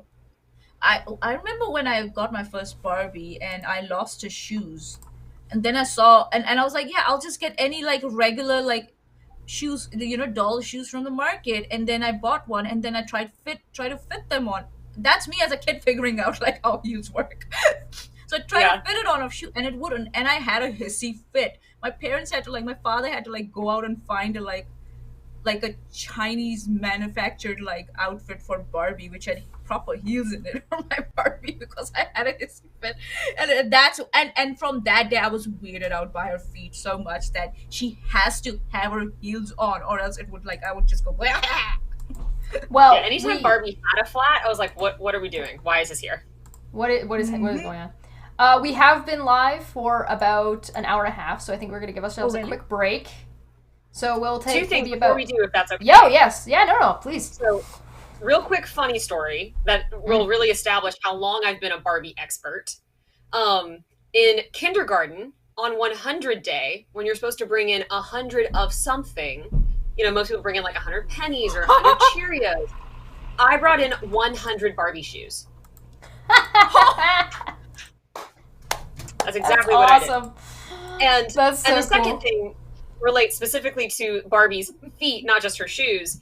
But I read this article one time that was talking about whether or not we should be focusing on Barbie's looks, because they were coming out with this no makeup Barbie, or maybe someone was repainting Barbies to be no makeup. I forget what was going on there. Oh yeah. But it was talking about we're all obsessed with how Barbie looks and not with what she can do.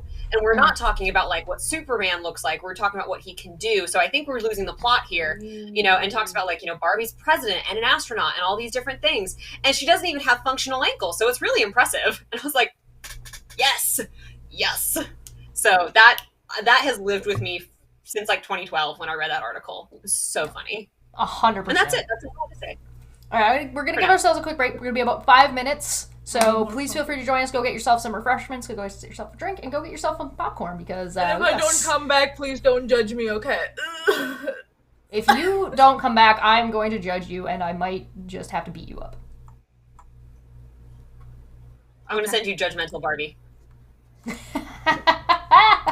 All right. See you guys in a couple of minutes.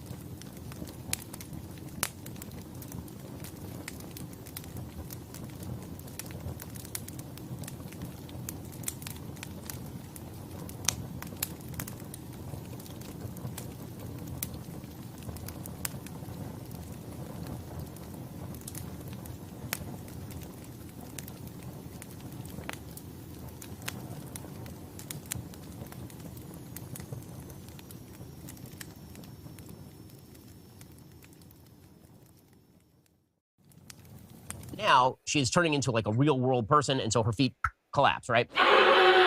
And so she goes to see Weird Barbie. So Weird Barbie is a Barbie that has been played with too hard and has all the knowledge, not only about Barbie Land, but also about the real world. And apparently there's a connection. That is not true. She does not have all of the information of the real world. That is just not the case. Also, welcome back. I hope you got your snacks and enjoyed us. Manya hasn't made it back yet, but I'm sure she's fine. I'm sure she's fine. I'm sure it's fine. While we're on the topic of Weird Barbie, again, the jokes continue throughout the movie because that Birkenstock high heel joke is so good. That is a great joke. I like the burnt waffles. I thought those were pretty funny. Because, like, the things that are physically happening to Barbie are not the only things that happen. You notice how he skipped the part that the shower turns on and there's still no water, but she reacts to it like it's cold. Right. That's a joke? The water is cold, the milk is spoiled, and the waffles are burned. Yep. And she falls off the roof. Yeah, exactly. Like, those are all jokes, and it's funny, but it's establishing what's going on. And this is like a thing with Ben Shapiro. He's so focused. He's so hardly focused on the appearance of this woman, of Barbie, that he's completely missing everything else that's happening. He's missing the part that she has all these jobs without functional ankles. Yeah. Hey, welcome back, Manya. You're back. Did you mute yourself?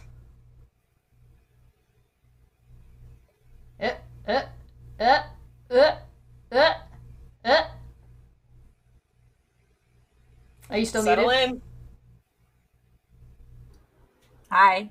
There she is. I always do that. Between people playing with the Barbies and the Barbies. So if the people playing with Barbies are sad, then the Barbies also get sad. Weird that this has only happened to Barbie, because it turns out that lots of people are sad and have played with Barbies for a very long time. But that's the plot point. Fine. That's not the plot. That's not all of it. Like, there's so much more to that. It's how the Barbie is played with. It's on not, the plus am I side sad while I'm playing? Yes. Am I projecting that onto the Barbie I'm playing with? And there's also, like, a whole additional set of, like, 17 other issues. Quite frankly, I think Ben can probably take out the spoiler alert off of his thing, because he gets it all so wrong that anybody who watches this and goes sees the movie is going to get a completely different movie than what he describes. Right. He's just making himself look stupid. And again, the concept of like a Barbie that was played with too hard is very funny, because everybody has seen that before. And they somehow blow this. Somehow they make this into a censored. You don't have to censor it. She's a doll, you fucking monkey. That's the point. She, like, doesn't even have nips. Like, what are you censoring? Funny thing. So Weird Barbie is ugly, and she has bad makeup, and all the rest of it. And she informs Barbie she has to go to the real world. About Kate McKinnon, but okay. Yeah, that's a bold statement. And she has to find the person who is playing with her, and she has to make that person feel better, because that will heal the problem that she's having in Barbie Land. Okay, so we have our plot point, right? We have the thing that's going to launch us off into the rest of the movie. And then it's just a complete mess from here on in. At least to this point, it's kind of dumb but coherent. From here on in, it makes no sense at all. Didn't he just say that all the plot points were incoherent and didn't make any sense, and there was nothing that followed? But now it did follow, and now is when it gets incoherent? Speaking of being incoherent, Ben. Yeah. Manya, you muted yourself again. In my defense, I'm sleepy. As. Yeah, I get it. Yeah. Yeah, Excuses. it's like he has no... You broke my heart. Make your point. Okay.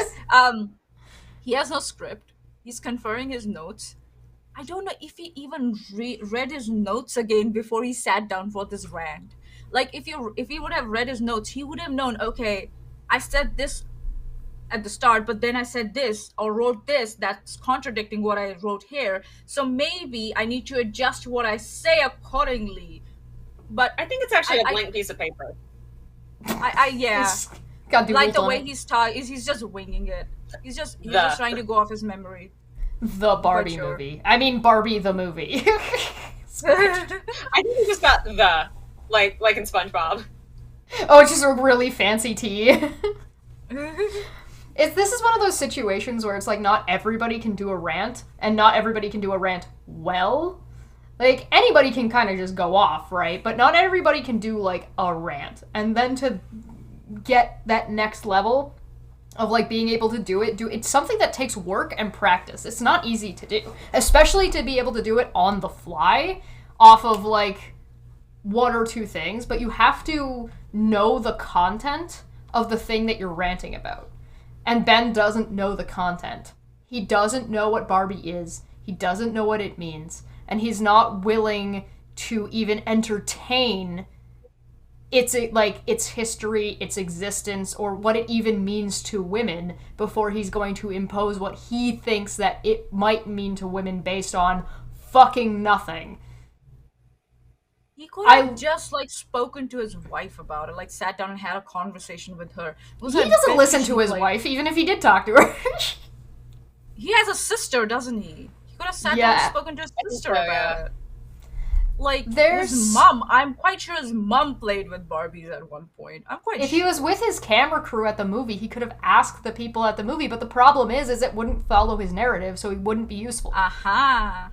On the other hand, I do like the idea that Ben is so fucking offended, and he has such an issue with women, that he cannot even entertain the concept of there being a woman-centric world in fiction.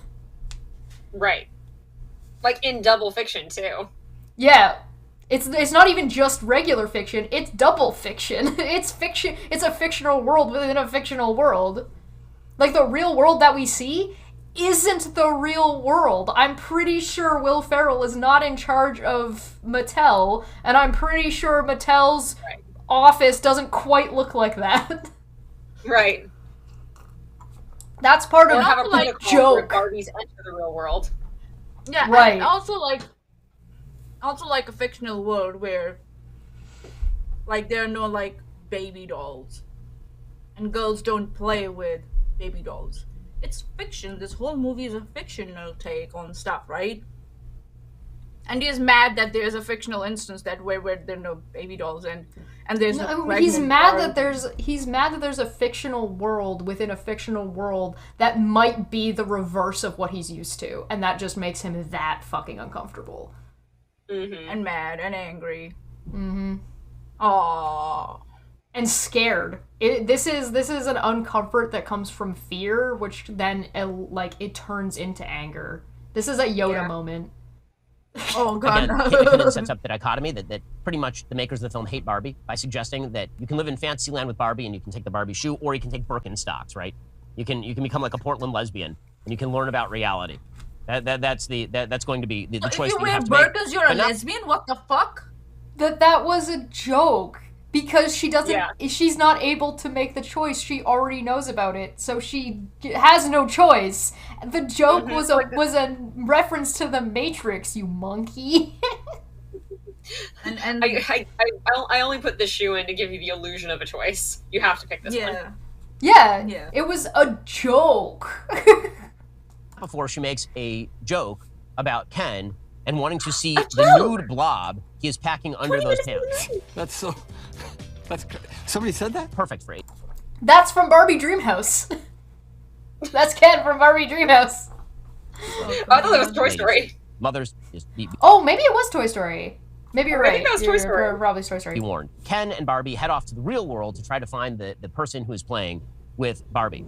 And immediately, upon arriving in the real world, Barbie is hit with an overwhelming tsunami of sexism. Like, right away, boom! She walks in, and a bunch of men just leer at her and say, "Give us a smile, blondie," which is something that no one under the age of 70 has said to a woman in the recent past. Give us a... Under the age of what? 70. Under The number of women in 2020 who were like, "Oh my god, I love wearing a mask because no one tells me to smile." Yeah. My college roommate got stopped multiple times by, like, random classmates and just older men who happened to be on campus saying, "You don't have to pretend to be so happy all the time." Like, what? When I first came to New Zealand, I was walking back to my apartment, And this random guy on a balcony was like, "Hey, love, can you give me a smile?" In 2015, if I'm not wrong. I can give you a bird. And I was like, I'll give you something. And like, pretty critical plot point to miss that Ken crashed Barbie's trip to the real world. Yeah, I noticed Ken that. was not invited on that trip. Yep. he imposed himself.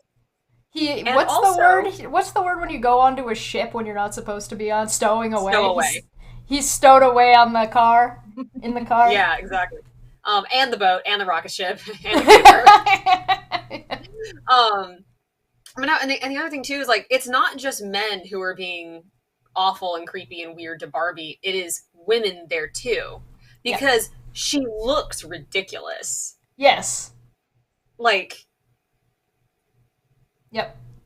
It's the cosplay thing. It's the just because my cosplay is this doesn't mean you get to say this to me. Right? Yeah, it's the exactly. same kind of thing. And it's the whole thing. It's like, it's not just the sexism. Like, she's from Barbie Land, so this is different. And this is what she normally would wear in Barbie Land while roller skating. Like, this is a completely normal outfit to her, but it looks ridiculous to us because that's not what we wear. Yeah, so she's getting stared at. Mm-hmm. Oh, yeah. Smile, Blondie? Seriously? He's picking. We get. He's picking on like the way, like the literal words that were used, whereas like he's missed the point. Barbie explaining that all of the men who are leering at her and gazing at her, they have an undertone of violence. Everything's she's threatened. She's physically threatened. Because this is the it's real about world. control, you asshole. She literally gets slapped on the ass. What the And this fuck? is like in the promos. Like, this was widely publicized as the promo. Punching the guy and Ken going, ah! Right. And it's not like as if like men who do that, like who say tell women like you can smile for me. They're not doing this because they like to control women and they want to control a woman by telling her to smile. Like, how is he so oblivious to the fact? Her feelings of it are also not inherently toward. She doesn't say anything about it being the men. She just says, I feel like I'm getting like, what the fuck? I'm getting looked at like I'm this or that. This is how I feel about it. Mm-hmm. Mm-hmm. And like, that's pretty normal for anyone who's going out of their comfort zone. Like, yep, go travel. Yeah, like just literally travel anywhere and like go touch some grass. You're gonna be like, why? Why are they staring? Do I look like I don't belong here? Do I look like someone they know? Do I need to be worried about this? Like, there's tons of things that could be, and you don't know what they are. So it's scary to not know that. Go be somebody who is not as repressed and travel to a place with more oppression than where you're from. Come to India. Come to India. Come to India. Dress like a girl. Come to India. It's not like this isn't something that only happens to women in specific areas. This is something that can happen if you are, I don't know, a white guy in China. Mm-hmm. Go behave like a straight white cis American in China and see how that goes for you. It's not gonna go well. Yeah. The world is not like Barbie Land. In the real world, all women are victims. They are deep and abiding victims of the system, as we'll learn by the use of the word patriarchy no less than 10 times in this film. She gets arrested was that twice said anywhere in the for various crimes. They bring up the patriarchy, yeah. It doesn't say... It does make a point that women are dealing with some bullshit. Yes, later in the movie. Yeah, like, I mean... The thing is that... Who does patriarchy hurt? First off, everybody. But it directly hurts anyone who's not a man. Right. Mm-hmm. So... I don't know why conservatives like Ben think that patriarchy doesn't hurt men at all. Well, this whole movie demonstrates how that ideology hurts Ken. Yeah. Mm-hmm. There's also this idea that there's an undertone of women are perpetual victims. He's alluding to it being like a victim of assault, but we won't get into the numbers about what the facts say about that. But if you look at this from what is actually happening in the movie, what's going on is that we live in a society, and that society isn't perfect. That society has problems, and right now, what we live in is we're all victims of the society that we have to live in, and we have to live together. So what do we do about it? And if one group, whether it's women, whether it's men, whether it's gay people, whether it's trans people, it doesn't matter, whether it's black people, whether it's white people, if one group is like, hey, this part of the system is really fucking bad for me, we should be like, what do we do about that? Right. Yeah. You tell us. And that's what this movie is more about. This is like, this system, everyone's a victim of the system, and in this way, this system is harming women. It doesn't mean it's not harming anybody else. It doesn't say this doesn't hurt people. It says this is harmful. Do with that what you will. And this thing of perpetual victimness and all that stuff, this is him, again, creating a problem that's not there in the movie. Again. That's not what the movie is talking about, that women are in perpetual victimhood. That's not what it's talking about. Right. Barbie is literally a victim. In Barbie and the other, the real life women in this movie are, though. And the movie is about them. Barbie gets sexually assaulted right out the gate. And when she defends herself by, she's the one that you see the pictures of. Mm-hmm. And that happens. Ken doesn't do anything. Ken doesn't step up and do anything in that scenario, as far as we know. We never see that. Yep. No, he just screams. Yep. Even the police officers are rabid, raging sexists. The police officers are hitting on Barbie. Yes. Observations about They're barely there. Yes. They're in the movie for a couple of seconds and they have sexist lines. That's about it. And it's just yes. Women have experienced this. Yes, this is not news. Ben. Yeah. her appearance. Ask Ken, meanwhile, the is getting wife. super happy because Ken, who's been sort of an underling in Barbie Land, now he's realizing he's Underling. part of the patriarchy, and the patriarchy is awesome. Ken is loving the patriarchy. Now, you might imagine at this point that He's not loving the patriarchy. That's the point. Yeah, that's what I was like. Was he? I don't think so. Looking at this, the clips of the movies, he wasn't loving the patriarchy. the way the film is going to go is that Ken and Barbie are going to have to some sort of agreement about seeing each other as equal human beings. You might imagine that's where it's going. Wrong. That's not where the film is going to go. You might have thought that what you were going to get was Ken gets treated with respect as a person, and Barbie gets treated with respect as a person, and that's a better. No, wrong. In the end, he's so let's skip mad. ahead. Barbie Land just gets restored, and the men are still subservient. That's the best. That's the best version of the world. They're not He's subservient. so mad. They were. Ken was never subservient. Never in this movie. Ken. They are secondary because Ken came out second, like 2 years after Barbie did.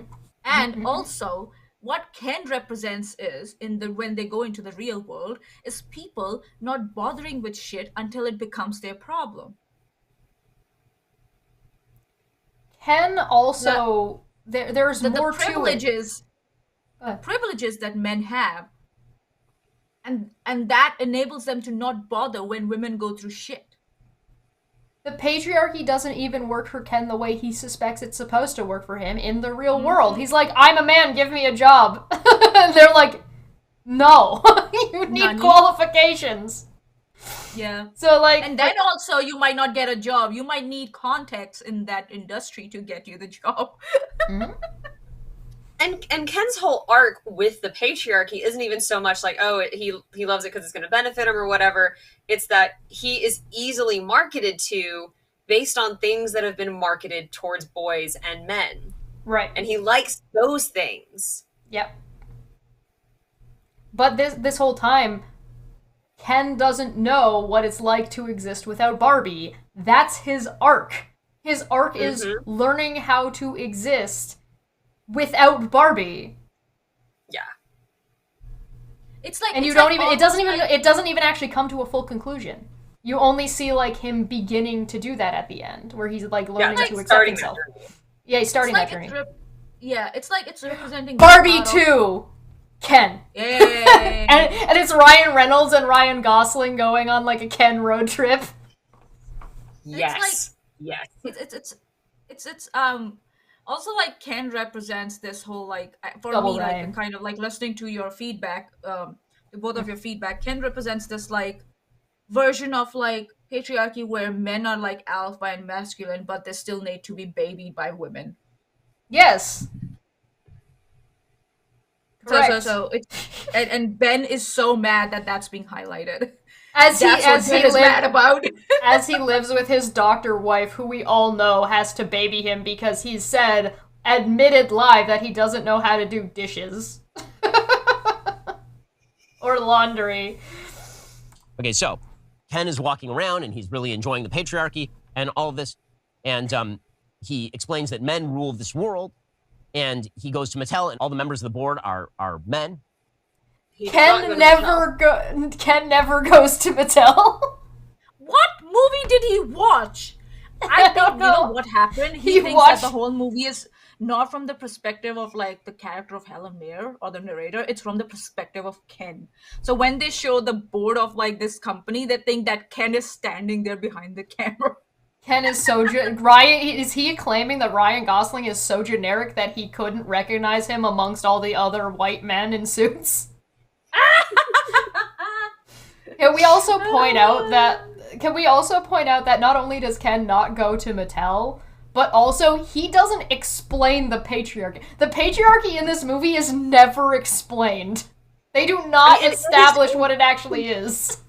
Like, it is a kindergartner's understanding of patriarchy if you tried to break it down to a 5-year-old. Like, yes, it is a very vague, like, rough kind of idea, and you're only shown that. Ken never tells you what patriarchy is, nor does Ken ever explain. Like, he says at one point, he's like, I thought it was about horses, but actually... Right, again, he likes the aesthetic that are marketed under patriarchy. He doesn't like actual patriarchy. Right. He also doesn't have, like... He has no...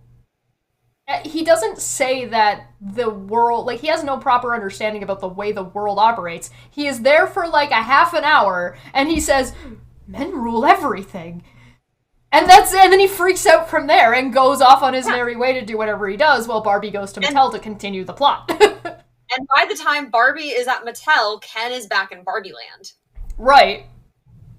By himself, bringing the patriarchy with him. The patriarchy. So, like, even the patriarchy in this movie is not a well-established, it's just a general, like, idea of what, like, kind of it would be, sort of, from Ken's perspective, as, like, a walking golden retriever. Kind of the thing with the whole movie is, like, all of the politics and the social commentary is what we have in our world to an absurd extreme. Like, right. None of it has the nuance that our world actually has. Right. Which is what makes it a good social commentary, because it's absurd. Yeah. By the way, I'd like to see a corporate breakdown of the Mattel board. I'll bet I can find it. Like, the CEO of Mattel for 30 years was a woman. So there's that. They pretend that, like, Mattel is all run by men. So now I want to know who's... He missed that plot, but Will Ferrell explains that Mattel had women that were in charge, and these number of women that was, and it's like, and he says that, it's like, there were two, we're very progressive. Like, that was also a joke! And Ben is actually promoting... And that's enough? Yes. Yeah, that's what I'm saying, like, he's actually magnifying that concept of, like, men and people saying, oh yeah, we have got one woman on the board, so yeah, we are progressive. We have got this token like race person from another a person of color on our team, so yeah, we are progressive. And Ben is doing exactly that, and he's so oblivious to that whole thing. Did he even watch this 45-minute rant before he posted it? You do not see a single female Mattel worker except for the secretary at the front desk. Yeah, America Ferrera. That's the joke. Who's on the board? Right. And okay, it's like what Abby said. It's taking the idea and the concept and how it exists in our world and putting it to an extreme. That's the joke. What comedy is. Yeah. Right. Chairman CEO is a dude. The board includes 1, 2, 3, 4, 5. It includes 5 women. So it's 6 men and 5 women. So it's still 6 men. Still more men than women. There's still more men than women. Yeah, even if one more. You know how much in today's world that can, like, just balance a board? The facts don't care about your feelings, Ben. One more person of another gender can, like, tip the scales. Clearly, especially if they have the same attitude as clearly patriarchal domination. Just wanted to look that up just for the sake of, accuracy. Whenever I do this, you're taking me too seriously. You need to take that back. Talking about you need to take that back, Ben. You're gonna care about accuracy. You need to actually get the plot of the movie right. Takes itself. Yeah, I need him to look up what lizard the Daenerys' dragons are in Game of Thrones. For accuracy. Guys, it pretends to be a comedy, but it's taking itself super seriously. Fine. So it's all men at the top of the No, it's not. That Barbie and Ken have escaped Barbie Land. And this presents some sort of threat. What kind of threat? Because the writers are shitty, they don't bother explaining. They're just like, a threat. And Will Ferrell acts all weird and goofy. Like Will Ferrell. And he's funny because it's Will Ferrell acting weird and goofy. But he's not funny because it's just Will Ferrell with no actual plot or dialogue to speak of, just being weird. I mean, Will Has Ferrell... he never seen Talladega Nights? He is literally just Will Ferrell playing Elf. Yeah, like... Ben is so uncreative. He lacks so much creativity, like that he cannot recognize that there are different types of like humor. Has he watched mime ever? Has he ever watched miming? He doesn't watch movies. Yeah, I don't even think he watched this movie. And he didn't watch this movie. I think someone else went to watch this movie and gave him a rundown, and he just created this bullshit. Yep, in his head, and it just ran with it. And later. There's so many places in the script where it's basically like the writers they left a gap and they're like, we'll leave a couple asterisks, we'll fill it in later. And then later they got there and they're like, we'll just skip right over it. Fine. He said earlier that the plot didn't make any sense and that there was no plot, but then just got it wrong. And now he's saying that they don't explain it.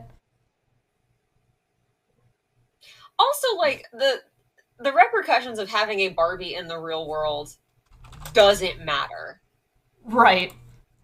The threat is that they will continue to mesh worlds together, and it would be a threat to the company itself, because the company is keeping hidden that Barbie Land exists. Yeah, it's like a real place.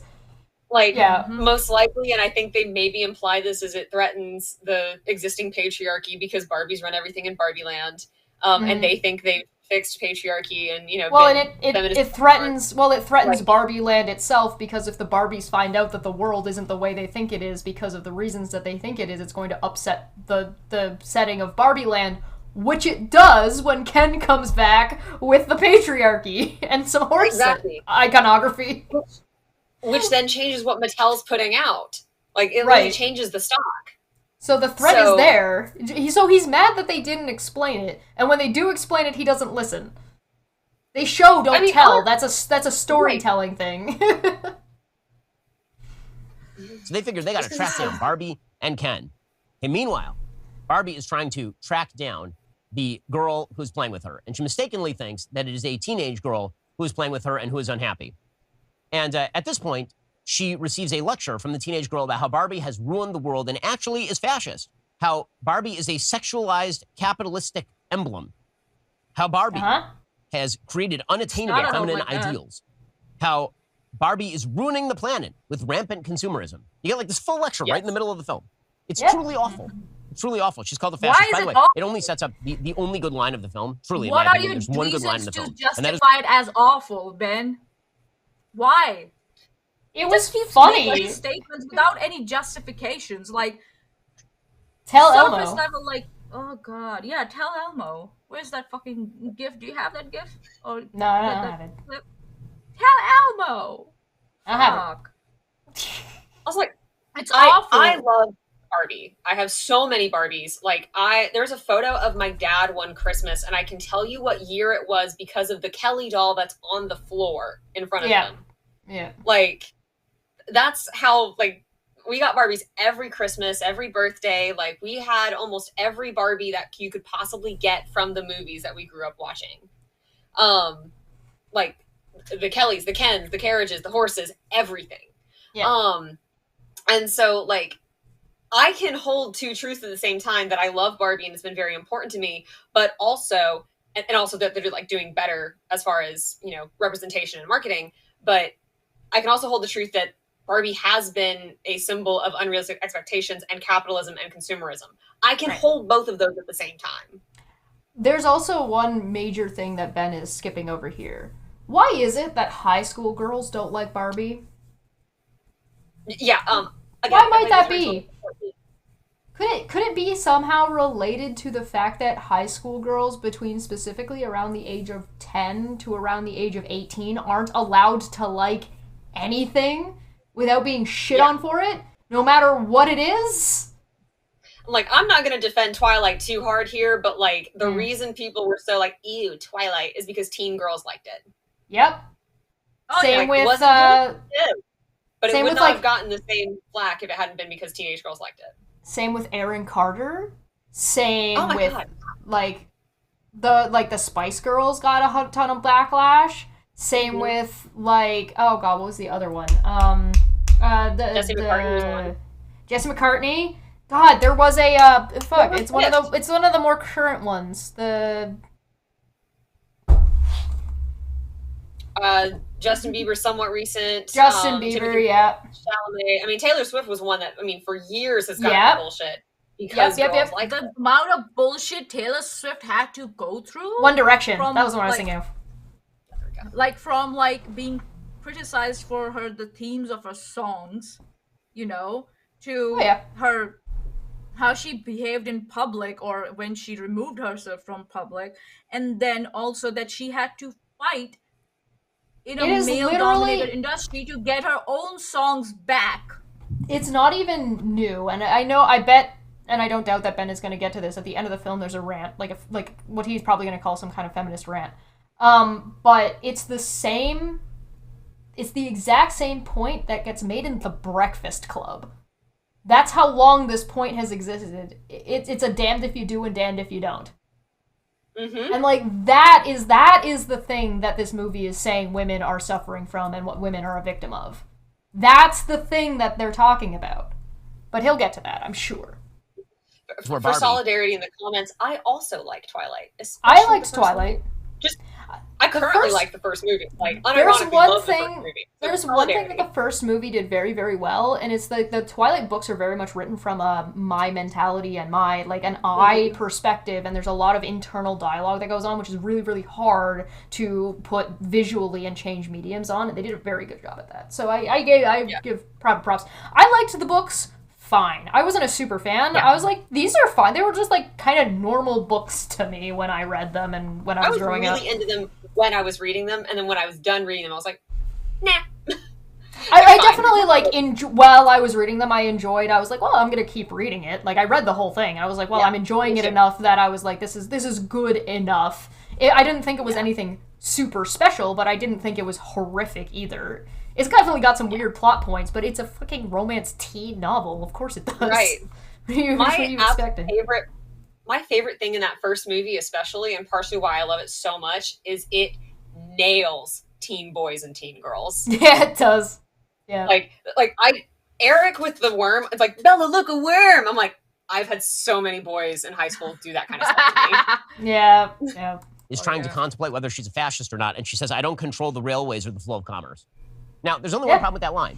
As with the entire movie, there is no character consistency. Barbie is supposed to be an idiot bubblehead piece of plastic from Barbie Land. How does she know? Who the fuck said that? No, she's not. Who the fuck said that, and who decided that? You, Ben? Ben's dick said that. Not even his dick. I don't think so his dick works. That is not the point. Also, that's a pretty clear point in the movie itself, is that stereotypical Barbie, the one that Margot Robbie is playing, the one that has gone to the real world, does not control commerce or the railways. A different Barbie does that. Right, exactly. That's a different Barbie. She's not that Barbie. And on top of that, at no point is she ever shown to be stupid. She's not dumb. Right. That's what Ben thinks Barbie is. Yeah, of course. That's what he thinks women are. Girls who play with Barbies are dumb or like they're immature or something like that. That's Ben's perspective. Barbie dolls, ew, they're so childish, immature, blah blah blah. That's what he thinks. And so again, he's creating the problem and projecting it everywhere and then whining a bit about it. Like, who decided that Barbie was like a dumb bubblehead? She's supposed, the character in this movie, Margot Robbie's character, is supposed to be dumb bubblehead or something. But like that. Barbie is and the part of the point of the Barbie is dumb and bubbleheaded. When you're that Barbie, if that's what you're playing, it's a doll. It's whatever the person playing with it wants it to be. And so, like, if there's a bubble-headed Barbie, that's also fine, and that's okay, and that Barbie does exist somewhere. It's just not the Barbie that he's talking about. What a fascist is. How does she know about the flow of commerce? Like, again, just in terms of because she's not a stupid bimbo like you want to think about her, you asshole. This makes me think that he thinks this about all the Barbies. So that means President Barbie is also supposed to be like a bimbo. What about and the astronaut Barbie, the doctor Barbie? How Her come wife is a doctor, you asshole? How come bimbo is an insult, but himbo is a compliment? Endearment. Yeah. Why is that? What's wrong with being attractive and not too bright, but wholesome and nice? Because that's what a bimbo is. Yeah. In relation to a himbo. I mean, I think we're going to get to the exact, like, why that's an issue later with America Ferrera. Are the characters?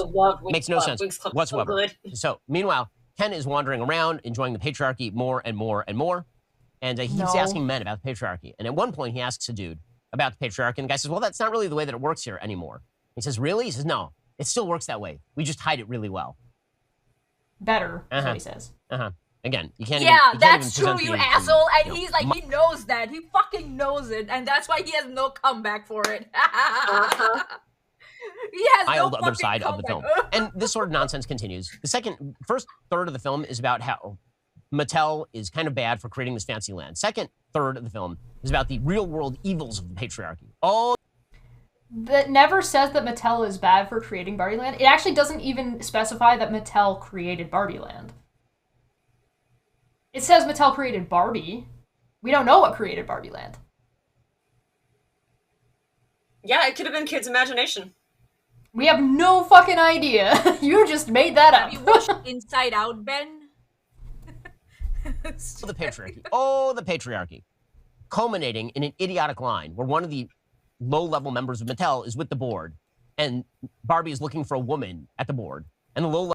You mean the low-level employee? You mean the woman's secretary? The woman's secretary? She's not a low-level on the board, you dipshit. She's not on the board at all. I thought he was talking about that guy that went up and I reported did too! He's doing it on purpose because he's trying to say that, the movie still has a woman on the board. So what's the whining about?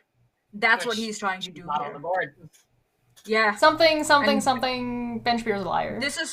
And here comes the dishonesty and the disingenuity of Ben Shapiro. He's full of shit, you know that. I'm a man with no power. Does that make me a woman? Dishonest on purpose. No, you can't parallel park. That's what makes you a woman. Okay? And in any case, we get here a few obscure jokes about Proust Barbie, because again, Noah Baumbach has to show that he wrote some of the I can parallel park in my sleep. Doesn't that make him clever? Shit. Ooh. Next, he will make a reference. I have to show how big my dick is by backing into a spot all the time. Ben Shapiro just thinks women don't understand references because women can't possibly be interested in any of these topics. Women didn't watch The Matrix. Also, I think he was talking about the guy with that little bit, and it's like, yeah, that was a funny line. Yep. That was a joke. Idiots who think they're smart. It's total. Okay, then like Barbie escapes the Mattel building. I think that was a moment of self-realization. And she instead runs and she escapes the Mattel building. And she hooks up with America Ferrera. So America Ferrera is the actual one who's playing with Barbie as a youth. And it's her daughter who Barbie had originally approached. Twist! Hey, and she decides that in order to escape the Mattel executive... That makes sense. And the reason it makes sense is because she's the one drawing and designing Barbies at her desk when she's bored, because she works for Mattel and loved Barbie growing up. And because Barbie gets like a vision of the kid that's playing with her and she misunderstands the vision. It's not like this is just contrived and doesn't follow and it's just convenient. Of course it's a little bit convenient. It's a fucking movie. But like they explain it. It follows. Ben lacks so much emotional depth. Like he has no emotional gauge that he cannot understand these nuances in the movie at all. He can't understand the actual dialogue. Yeah. He had a negative bias for the movie from the start, and he entered the theater, if he did, with that bias. He was already angry. Watched something else. I think so he went to sleep and dreamt the whole movie while listening to the dialogues, and came up with an alternate explanation for everything. And his bias has colored the whole review to this point that he's factually wrong about the movie. Well, just so like basic things, like Ken being in Mattel. Yeah, it's like she's gonna have to bring both of them back to Barbie Land. Why does she bring both of them back to Barbie Land? No one knows. There's no actual like, there's no explanation as to why she's supposed to bring both of them back to Barbie Land. Supposedly, what's the teen gonna do? Stay at home alone. Mm-hmm. Yeah, a minor staying without their mom. Yeah. They're their only guardian. And also, it's not that she. No, there's a dad. There's a dad in this movie. This girl has both parents, and he's hilarious. He's got 2 lines, and they're great. But he's not a part. Yeah, they're both in Spanish, and they're just not. It's not part of the movie. He's not there because it's not like he's just away. He's like at home doing whatever he's doing, and she was picking up that Duolingo ding when he was practicing. I was like, oh, trigger warning, trigger warning, Duolingo ding. Oh God. It's because she needs to escape back to Barbie Land, but she could do that without the 2 of them. But she decides she's going to bring them back. She brings them back to Barbie Land. Meanwhile, show them Barbie Land. Right. She doesn't have to bring them. And she wants to get to know the girl that's playing. Yeah. And they still haven't like separated themselves out. So because they haven't separated themselves out, she thinks that after they get to Barbie Land, she's like, "Oh, see, the point wasn't me going to you. The point was you needed to come to me." They're trying to figure out how to fix it, and so in doing so, they go to both places. It's a movie, Ben! Yeah. Mattel executives. The only plot hole here is that I don't think they were like, "Hey, we need to go get Ken." I think Barbie was just like, "We gotta go back to Barbie Land," and didn't know that Ken had returned. Ken Correct. Can manage yes. Himself. She just she just not like Ben Shapiro, who doesn't know how to wash dishes. Yeah. Like that's the only plot hole. Yeah. Question: why are they chasing her? They achieved their goal. Barbie's back in Barbie Land. Why are they still chasing her? No one knows. It doesn't make any sense. They have to fix it. Because she brought people back with her, and they know that. And also, that wouldn't. And they know she brought back one of their employees. Right. And they do still need to fix it, and so they need to go and check to see what's going on to fix it. Charlie, don't even start, man. Charlie Owen from the live chat. If Barbie upset him this much, I want to see him review a human centipede and a Serbian film. Human centipede.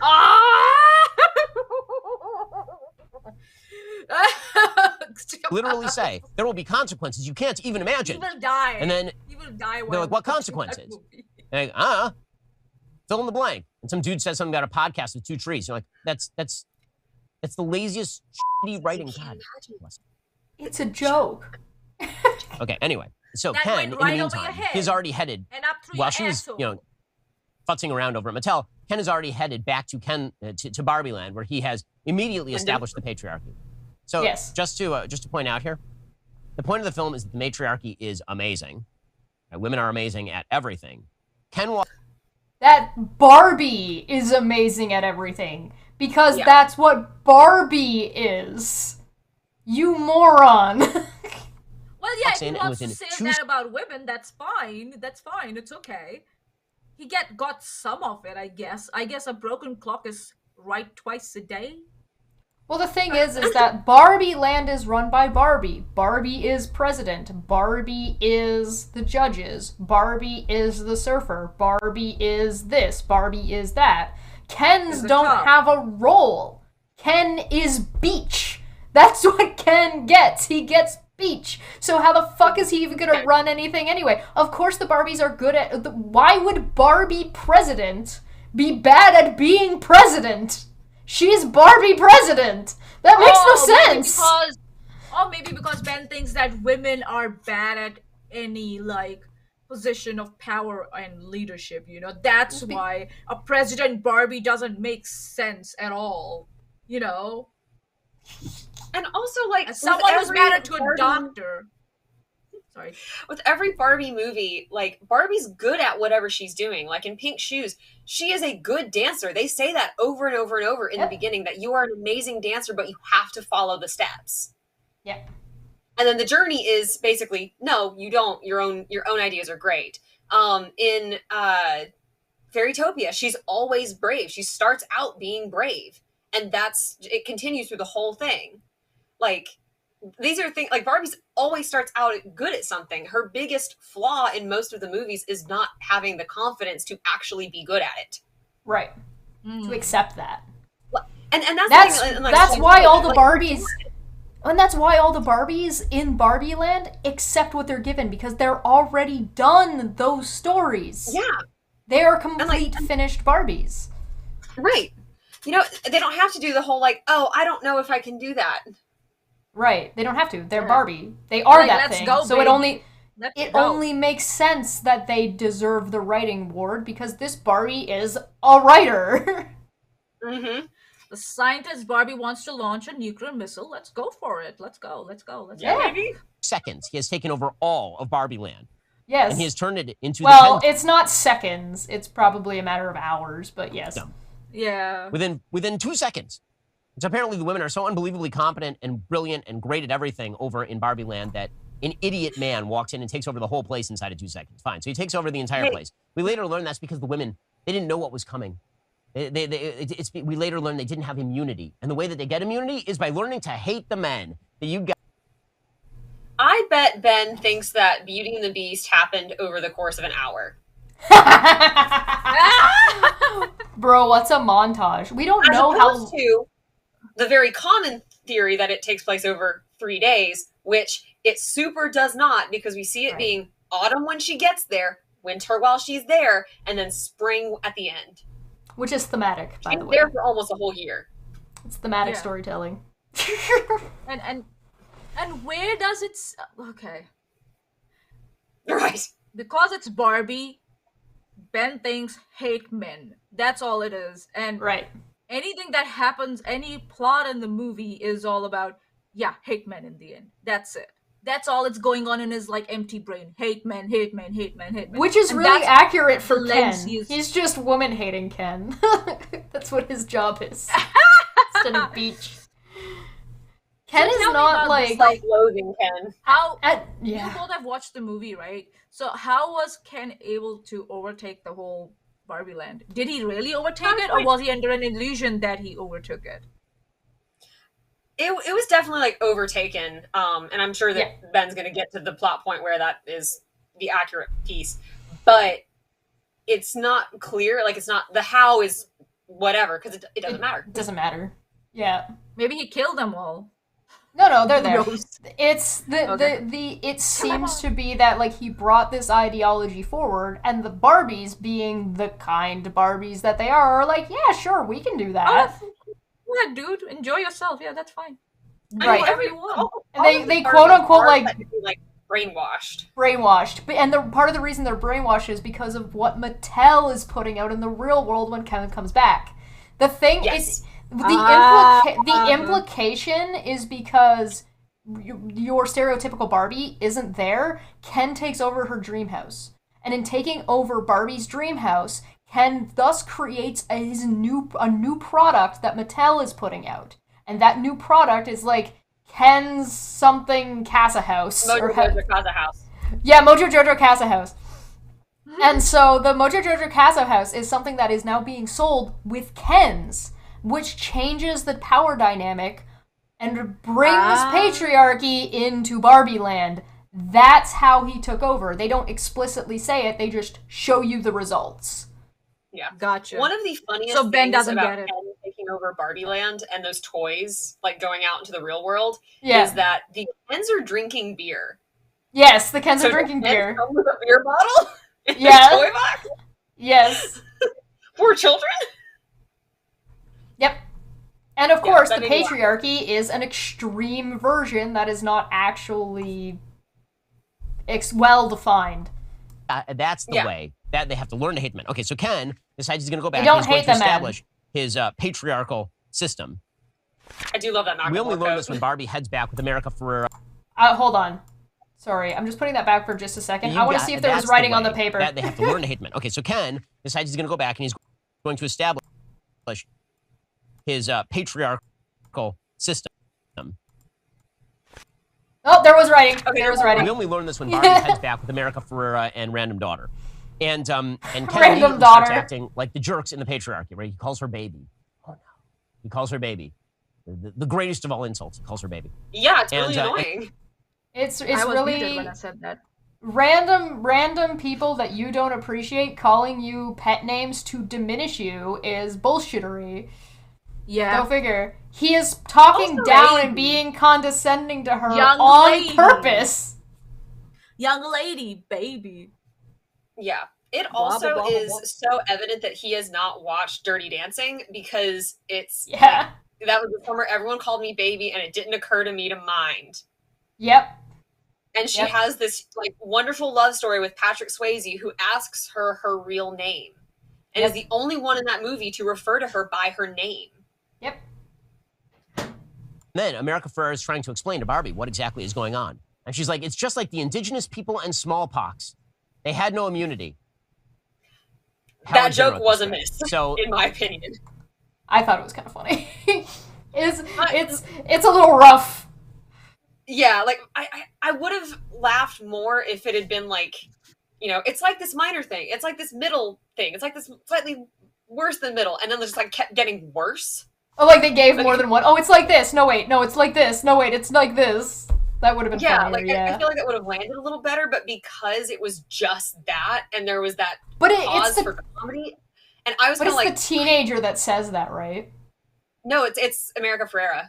Oh, is it? I thought it was the teenager that said it. And I'm like, it'd be funnier if the teenager delivered the line because they wouldn't have the tact. That does feel like a very Gen Z humor. Yeah. But no, it is America Ferrera, which I mean, at least it's not like Margot saying Oh, that yeah. line. Yeah. But at the same time, I'm like, really don't feel like that one should have made the final cut. It kind of makes me wonder what else they had. Poor taste. Yeah, that's fair. the ladies in Barbie Land had no immunity to the magic of the patriarchy, the magic. Women were seduced into... So, just to point out here, the actual argument the movie is making is that if women enjoy men, it's because they have been brainwashed by the patriarchy. They make this message explicit in just a few minutes. That's not what it says. When I say a few minutes, I mean several years, because this... Sorry, go on. Yes? The movie is emphasizing that women always like that Barbies believe in the best of everyone. So if someone approaches them with something, they're like, okay, yeah, let's go for it. But they have no reason to distrust the Kens, right? There's no reason for the Barbies. But again, it misses the point that because Ken takes over Barbie's dream house and makes it the Mojo Jojo Casa house, Ken's Mojo Jojo Casa house, or then that causes Mattel to change the product line, thus changing Barbie Land. And it's not even like, oh, Mattel doesn't just have like the changes brains it in to- the normal like line of consumerism. Like it magically changes. Right, like it's like they have a 3D printer of whatever items show up in Barbie Land, and those things just start going out. That's what happens. Yeah, that's the magical part. I don't.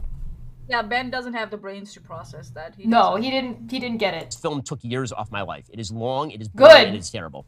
Sorry. Okay, so the Kens Enjoy the torture are about to May perform... you live a short life. This makes any damn sense. Okay, the Kens are about to have a vote to change the Constitution. Why? Why? Ken literally just sees power. He's a fascist. What the f*** is he gonna vote for? Yeah, because like as I said that. You're really saying the quiet part out loud there, Ben. Oh no! I gotta pee. We're gonna let him play for a minute. Don't freak out.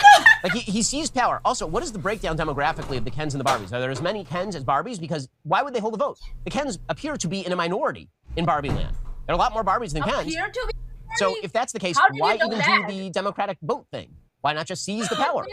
Because then you wouldn't have the rest of the dumb plot of this stupid film. So they decide they're going to hold the vote. And not only are they going to hold the vote, they're going to be very fair about it. They're going to hold it in 48 hours. They're going to hold it in a couple of days.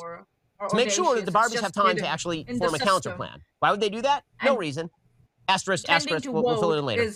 Okay, so they decide they're going to hold this dumbass vote. Pretending to and take a vote. The Barbies learn about this, and Barbie is very depressed because Barbie realizes that all the other Barbies have been taken in by the patriarchy, and this is extremely bad. Now, here's one place where you have a serious continuity error in the film. So, Margot Robbie, who plays Barbie at the beginning, half the time she plays Barbie is kind of stiff like a doll, and half the time she plays Barbie is just kind of normal. And so now she plays it super stiff like a doll. She sits down, in kind of 90-degree position like a Barbie would, and she keels over in the 90-degree position. And it would be funny, except she hasn't been doing it the whole film. And the level of inconsistency and bad filmmaking here is just off the chart. That's the point, Ben. She is a doll. She moves incredibly rigid in the beginning, and as she visits the real world and more or less becomes more humanish, more real, like Pinocchio, she moves more like a person because she's not so doll-like. Wow, there was a lot there just while I had to go pee. This whole the thing is that the Barbies, the Barbies and the Kens don't actually really outnumber each other in the context of what we see. There are a lot of Kens. It appears that there is almost one Barbie to one Ken. Now, is that accurate to what Mattel has produced? It's probably close, but probably not quite. Because the thing is he's missed the point of... Sorry, go ahead. I will say that the 12 Dancing Princesses movie merch completely ruined that ratio. Yeah. 1 Brit, 6 Barbies, and then 2 more or less Skippers, and then 3 Kellys. Right. So there's... 7 Barbies. I can count. There's a whole... The thing is that the movie presents it as a pretty close to a 1-to-1 ratio. Pretty close. Now, again, is it accurate to the real world? No, it doesn't have to be. Absolutely not. So, what do you mean? Why would they hold a vote? If you notice that it says the Kens are coming to vote, it doesn't say the dolls are coming to vote. It doesn't say the Kens and the Barbies are coming to vote. The Barbies aren't allowed to vote in this. In the way this is presented. And it's not like patriarchy is embedded in the systems where sometimes they just pretend to follow a procedure, but still in the background there's so many deals made that what they want actually happens instead of what our actual democratic. What the hell are they even actually voting on? It's the Constitution. Kens are in charge. Yeah, I mean, oh my gosh. The other thing is the fact that he's a fascist, so what's the point in taking a vote is it's your party, not mine, buddy. Ben has the biggest brain, and he's just mad that other people that are pretending to be smart are making movies instead of his video. But also, if we're gonna go with the Ken's already in charge, so why have the vote? It's the high heel and the Birkenstock. It is the illusion of choice. Right. Yes. Because that's the thing is even if you have a complete dictator, they may still give you a vote to give you the illusion that you still have a voice. Yeah. The fact that one can vote is not the barometer for whether or not you actually have a say. There's a reason why there's so many different cereals and so many types of soda flavors. They needed somebody. One company manufactures them. Actually sit down with them and be an adult in the room, and no one was there. So, at this point, America Ferrera and daughter decide they've given up on Barbie because Barbie won't fight for herself. And so they take off. And Michael Cera, for no reason, is in this film. And he's in the back of the car, and we don't know why. He's Alan. What do you mean, no reason? Alan exists. He is a doll. Yeah. Okay, this actually, I'm going to get a little bit ahead of where we are right now, but, Alan and Midge and Magic Earring Ken and Sugar Daddy Ken, and Weird Barbie, which is kind of the odd man out in this situation, but like all of the dolls that have been discontinued, Yeah. and like Weird Barbie, I guess, counts as like discontinued because she's been used so much and therefore isn't like the doll you typically like play with if you have other options. Yeah. But like those are the dolls that do not get brainwashed by this patriarchy that Ken's brought back. Right. Which I think is a very interesting, like that could be very interesting to like explore of the like, ooh, why? Like a philosophy and a psychology stand. Like, what's the Barbie theory for why they didn't like, why their discontinuance meant that they were safe from that? I don't know. I just think it's interesting. There's, if you notice also in the background, there's a Ken and a Barbie. There's a Ken and a Barbie. There's a Ken and a Barbie. Mm-hmm. Right? And look, they're even mixing races. Look out, Ben. Only two there are, master and apprentice. And he serves no purpose Barbie other than to and have a random fight scene. And also so that they can make a Trump building the wall reference.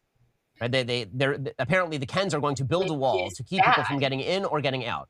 Now, here's the weird part. No one has ever entered or exited Barbie Land before. Why are you building a wall? What is the necessity? That is not true. It literally is not true in the parameter of this movie. Right. Like, but he's saying literally. Does he think like literally? Barbie went out of that Barbie land. What the fuck? Barbie went out of Barbie Land. Ken went out of Barbie Land. Two people came into Barbie Land. The CEO and the group from Mattel all come into Barbie Land. Board. The entire board and that one grunt worker. And we know that this has happened before. It's one of the reasons why Mattel is concerned, because Skipper did it before and left. Mm-hmm. So that's just part of the plot, my guy. For a wall, no one explains. It's just a dumb Trump reference so that everybody who is friends with Noah Baumbach and Greta Gerwig can laugh and nod, like the morons. I also think it's hilarious that Ben Shapiro, famous Trump supporter, is seeing this Trump reference when, like, honestly, I did not think about Trump when I saw that scene. I didn't either. I thought it was funny. Like, the wall was a really funny joke, but like the fact that it was like a Trump wall reference, just completely out of my mind. And so I think it's really funny that he's like, they're making fun of Trump. I'm like, I don't know, if you're seeing a Trump joke here, maybe that says more about you than it does the writers. Yeah. Daughter and mom, they decide, no, we have to go back and we have to save Barbie Land. They're going to save Barbie Land. And who do they go to? They go to wise, weird lesbian Barbie. They go back. How does he know she's lesbian? What the fuck? Her hair is short, that's why. Oh. Okay. She has to and be she a has lesbian. a Birkenstock. Yep. She's different, so therefore she's a lesbian. Mm-hmm. How can I be so stupid? Oh, I'm a woman, that's why. Okay. Yeah, totally. We're just gonna repeat. Everybody say it with me now. We're just gonna repeat for Ben Shapiro. They're dolls. They're dolls, Ben. None of the dolls. You see a lot. Dolls? You see a lot of Kens and Barbies together. They are not fucking. None of them are fucking. Okay, you know what? Now you say it that way. Ben, have you been like creating scenarios with your toys? Jesus Christ, no. He's Dark Helmet. He's Dark Helmet in fucking Spaceballs, where they walk in on him and he's just like, your helmet is so big. That's what I'm talking also, about. the idea of like a queer Barbie is not new. Like, that's part of why Magic Earring Ken was discontinued, is because his earring was in the right ear, which was like a gay calling card, basically. Back in the day, before the gays were allowed to be gays, they had to find ways of acknowledging each other, and a right ear piercing for men was considered a way to indicate. And then we have at least two Barbie movies that are very heavily queer coded, being Princess and the Pauper and Diamond Castle. Like, Princess and the Pauper, the Kens are there, they do marry their Kens, but they have a double wedding, and they go off on the honeymoon together. Mm-hmm. So, like, I don't know, there's definitely something happening. It's like, it's that old-timey where you have to get married to keep up appearances. Yeah. And then, like, and then Diamond Castle is, like, so gay, because they're two Barbies, Leanna and Alexa. They live in a cottage together in like a one-room cottage together, like growing flowers and selling flowers. And then they have to go on this quest. And there's 2 Ken dolls there that are there to distract from the fact that they made Barbie gay. Barbie wears the colors of the lesbian flag. Yeah. Alexa wears the colors of the bi flag. They're just friends, guys. And they say that they're like, this is my best friend Liana, my best friend Alexa. And it's like, you say that way too much. Yeah. Yeah. Yeah. As Like- if you're trying to compensate for something. Yeah, gay icon Barbie is not new. Right. Back to Kate McKinnon, and they ask her about this, and they bring Barbie with them, and they're going to try to figure out a strategy. How do they stop the Kens from winning the vote? Now, you might say to yourself, wait, aren't the women majority? Do they not have agency, the women? They have no agency, apparently. Correct. The Kens are voting. And in this world that Ken has created, they do not. Right. They don't have agency. That's part of the point that's being made, you dumbass. So apparently the women have no agency, and they are a majority, and yet they have to be deprogrammed. They're going to be deprogrammed by weird Barbie and her crazy cadre of feminist heroes. I love you guys. And this is when we start getting into the real. You think it's propagandistic so far? Oh man, wait. Here is where we get into like the real meat of it. Okay, so we end up with Barbie. Where was propaganda She's so complaining to far weird back? Anyways, just because you use the word propaganda doesn't mean. Again, justify why it's propaganda. Tell Elmo. Just saying it's Explain. propaganda doesn't make it propaganda, you dipshit. Sorry, I'm just like. I just feel like if this movie was what he was saying it would be a lot easier for him to demonstrate how it is what he says it is. Yeah. And the fact that he's choosing not to demonstrate anything and just make declarative statements as if it's obvious rather than doing so tells me that he doesn't have shit. Yeah. And she says, oh my God, they've brainwashed all the other Barbies. They've brainwashed all the other Barbies. She says, quote, either you're brainwashed or you're weird and ugly. There is no in between. And Weird Barbie says, tell me about it. And this is the perspective of the film. Either you're a third wave feminist kook who hates men, like truly hates men, or you're brainwashed. Hi, Barbie. Hi, Ken. There's no. Where did she No! say that? No. Where did she say that anywhere? The quote is correct. However, he's missed the context and the point. She's saying, in the patriarchy that Ken has created, you get to be one of these 2 things. You don't get to be anything else. Because if you are attractive, but you're against men, you get put in the weird category, or you get called ugly automatically. That's what she's saying. You've missed the point. It's not literal, it's hyperbolic. He didn't miss it. He's dishonestly misrepresenting it. He's not giving any context there. He didn't give any context. He just cut out the context. The fact that men have been calling Margot Robbie mid. Yeah. Like, are you kidding me? The backlash that this movie has gotten from a very, very specific type of person justifies everything that it said. It makes the point. Yep, exactly. Oh, yeah. There's no actual relationship between men and women. There can't be any sort of fulfilling relationship between men and women. There are no decent males in the entire film. All the men are garbage. The only man who even appears mildly is America Ferrer's husband, who's just kind of a joke. He's there for literally 10 seconds in the film. Oh, making decent jokes men about a how he can't joke? speak Is that Spanish. what you're trying to say, Ben? That's his whole role in the film. Every other man is a piece of shit. He's missed the point again. Ken was fine the way he was. He didn't have to change. He was fine. But Ken didn't accept himself and needed external validation. And in needing that external validation, he fucked up Barbie Land. And the end of the movie is him realizing that he had to learn and discover who he was on his own because he was toxically roping himself in with Barbie unnecessarily. Yeah. Like, Ken is not a bad Barbie person. to baby him does not all the present him time. as awful. Right, the movie doesn't... He's likable when he's being a dumb shit douchebag. It's funny. In the film. Everyone. And so, this is the perspective of the film when you come right down to it. Either you are brainwashed or you are weird and ugly. No. And Barbie's like, yeah, that's what Barbie says. I mean, the only decent male is Alan, who apparently wants to wear... I thought you said there were no decent males. They're dolls. No. Again, he's just Alan is a decent male. Husband, and now it's Alan. What's wrong with Alan the guy? is a decent male, and he's a joke. That's what he's saying. He's trying to say that the movie is trying to represent that decent men are not to be taken seriously for some reason or are jokes. But also, what's wrong with that regular grunt employee? There was nothing wrong with that guy. He was just being a guy. Yeah. He was just existing. Tank and probably is supposed to be gay. I mean, I think it's supposed to be pretty clear. He's not. Decent No. men are gay. Like, That's not what's he's going towards. God. Alan is not gay. Explicitly so. First off, as Abby has already said, he's supposed to... married. He's married to Midge, pregnant Barbie. And they have a baby. They have a baby. Yeah, she's pregnant.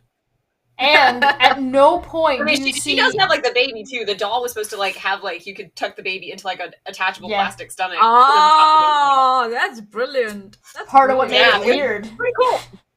Yeah. But also, robotic. There is the closest thing you get to, like, the Kens being gay is they like to hold hands and be nice and friendly to one another and, like, hype each other up, except for when they're fighting with each other and when they do the beach off joke, which Alan is not part of.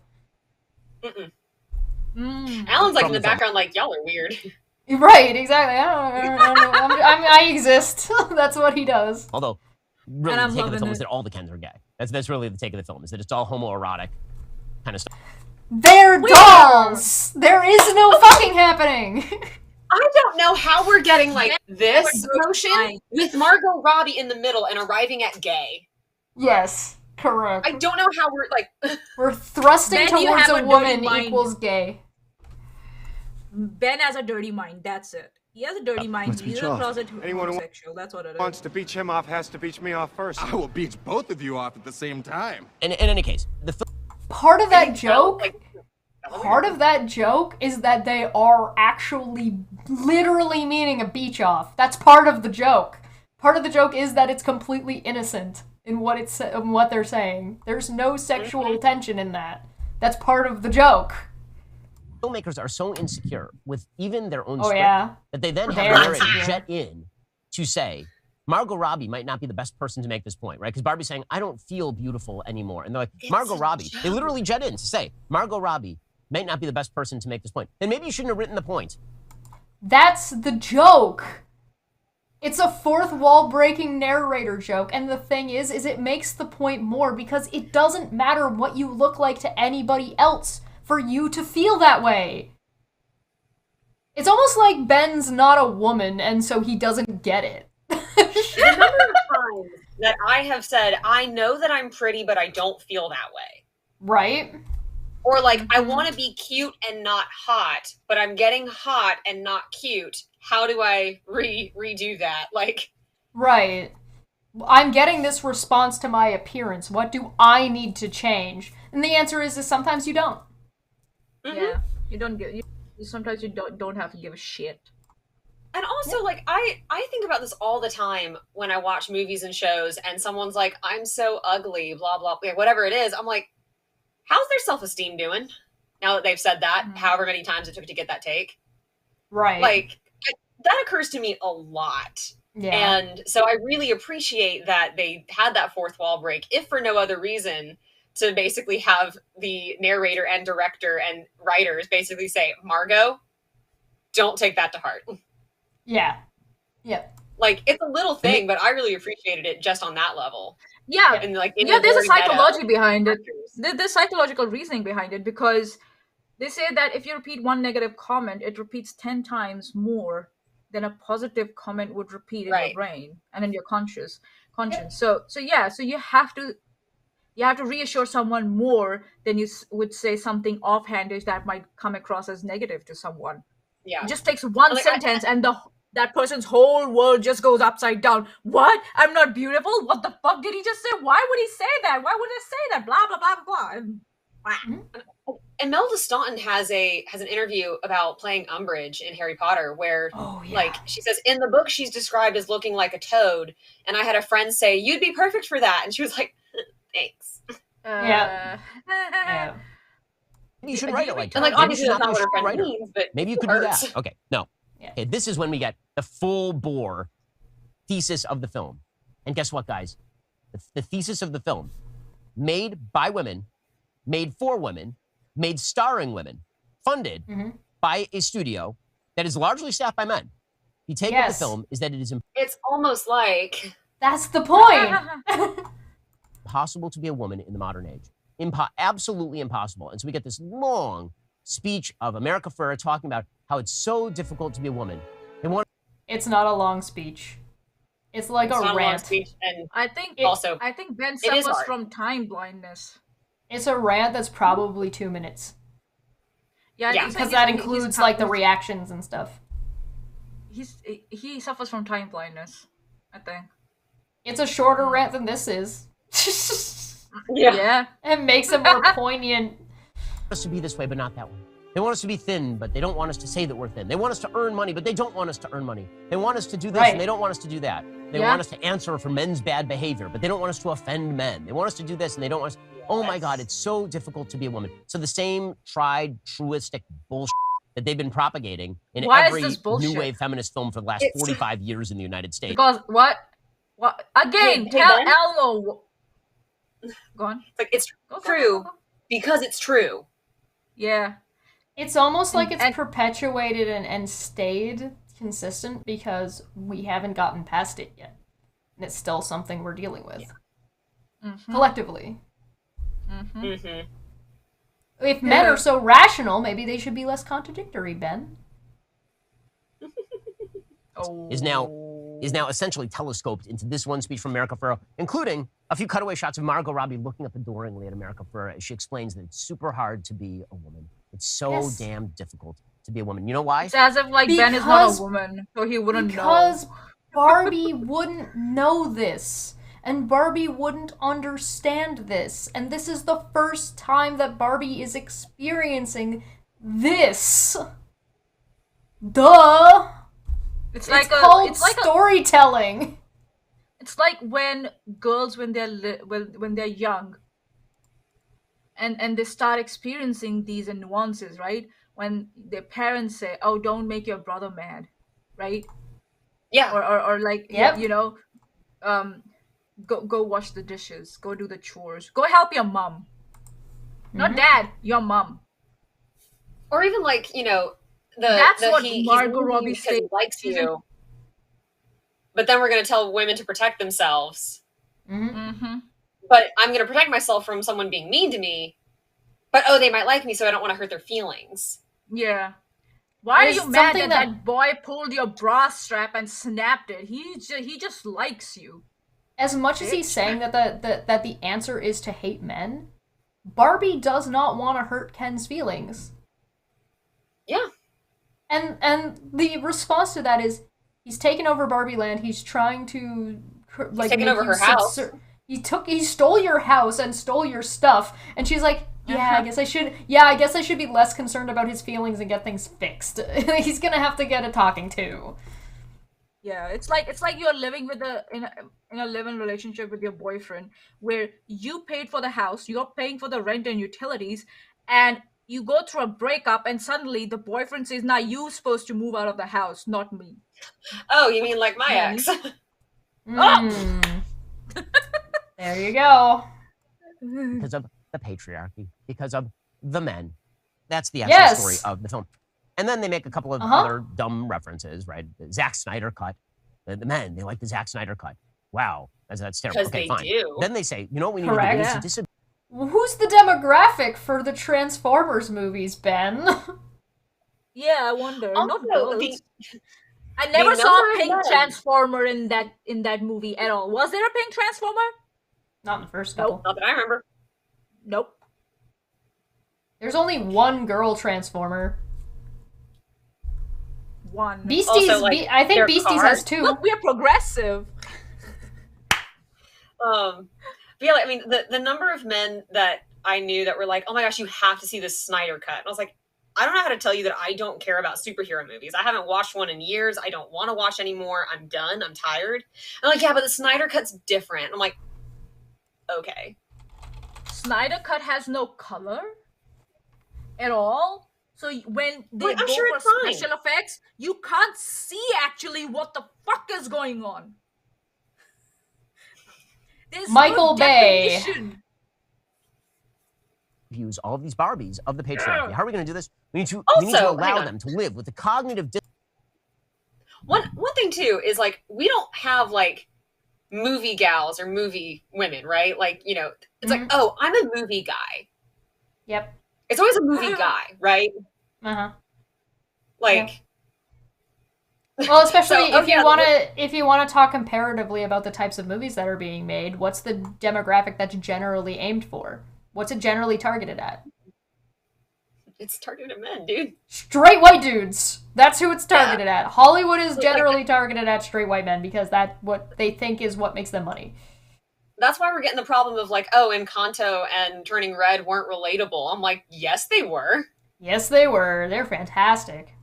And Kanto was like so good. Like it was beautiful. Yeah. It was beautiful. Like Turning Red's one where she goes under her bed and like doing those little doodles. I was like, oh, I feel seen. Yeah.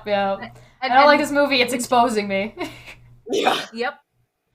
That's what Ben's doing right now.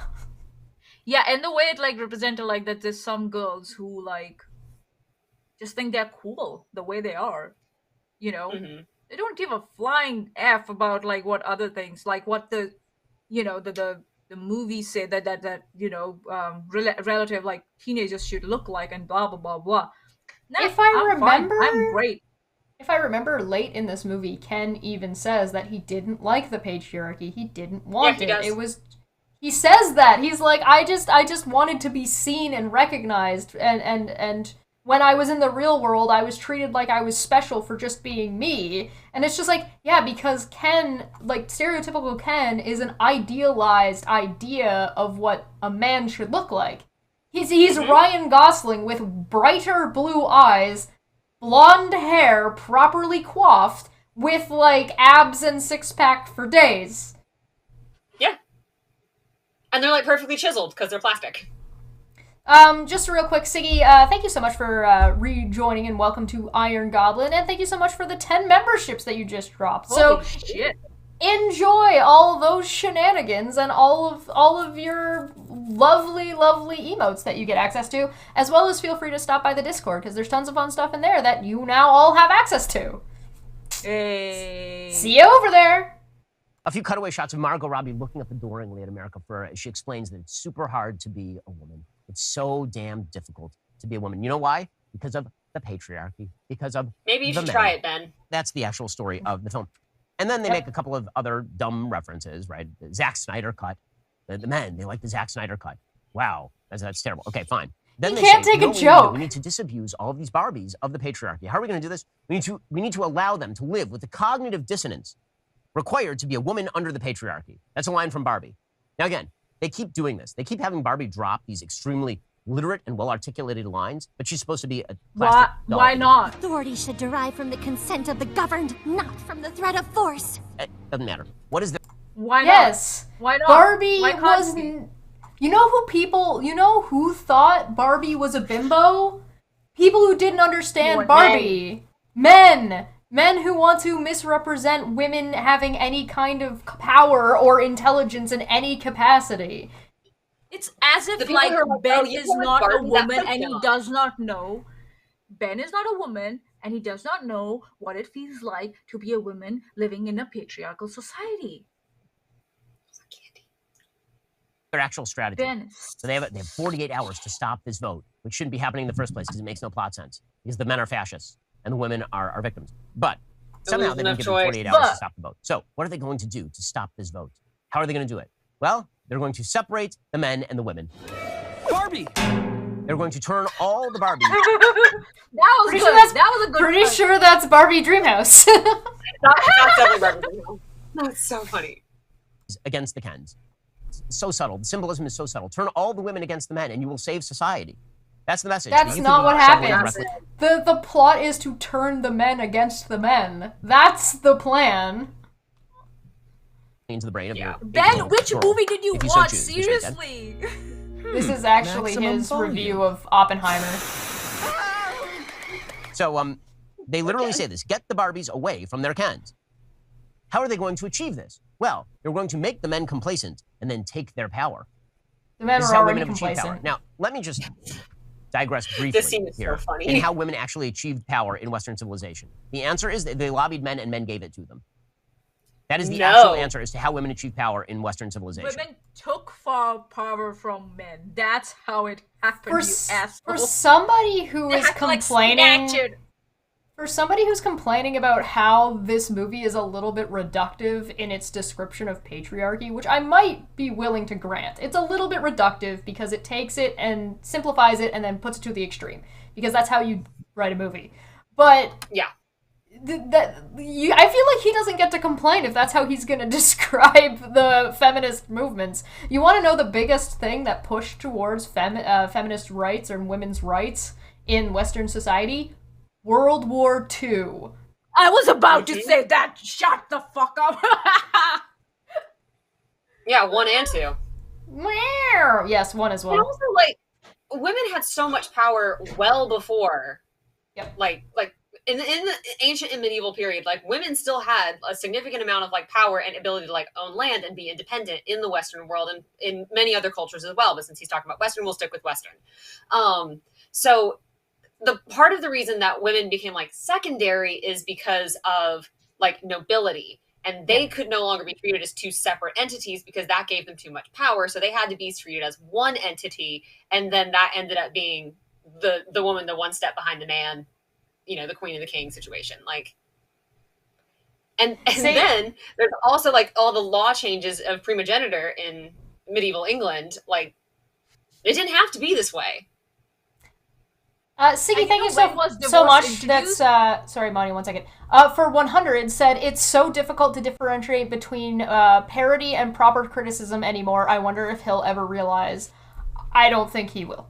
Ben, I don't think he'll ever figure this out. But thank you so much. He doesn't want to learn even. Like, some people, they make effort. Like, you know, they sit down with someone and say, okay, tell me what I'm missing, right? They'll have that conversation with someone. Ben won't have that because he's, like, you know, in his own little world. He went on to say, imagine how confused and afraid you have to be to see Ben and think he has any idea of what he's talking about. Yeah. The amendment to the Constitution that allowed women to vote was passed solely by men because women couldn't vote. It turns out there are a lot of good-hearted men out there who like women and who want women to be able to live lives that they want. It turns out that many of us are husbands and fathers. Many of us have daughters. Many of us love the people we're married to. It turns out that does not make you a good feminist. That does not make him. you a good support for women to just have a daughter or be a husband. That does not. No. Wow. How low can you set the bar? Hey, buddy, I got 2 words for you. Daddy issues. Oh. Oh God. And also, love is a very relative term. Love for someone may be something else for other. Because religiously, love is something very radical. Yeah. Religiously, love is something very radical as compared to what psychological or the scientists or the people who have actually studied, you know, human emotions and psychology. They will describe love as something entirely different as what religions describe it. In religious definitions, love is supposed to be achieved through suffering. That's the basics. In some, of what religion says. You have to suffer in order to be loved. You have to sacrifice in order to be loved by God. Let's use Vic Mignogna's definition. Describes a huge number of Western men. We are not your enemies. And yet the entire premise of the movie is that what actually happened in the feminist movement is that women seized the power away from the men. That's not this is not what the movie is talking about. The movie is not talking about what historically happened. Yeah. Also, it is so wild for him to be like, oh, women asked and men gave. No.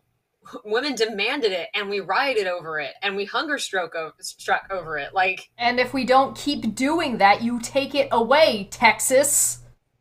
Right.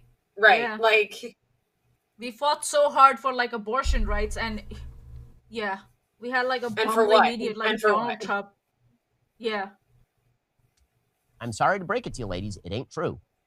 It ain't true. This Not notion that women don't know how to read. They can't open a history textbook. They don't know. Women don't know anything about like the history of women's suffrage. Women what are you don't talking about? know what the movie is about, so I'm going to tell them. This is a what level the of movie is gaslighting. I'm not gonna lie.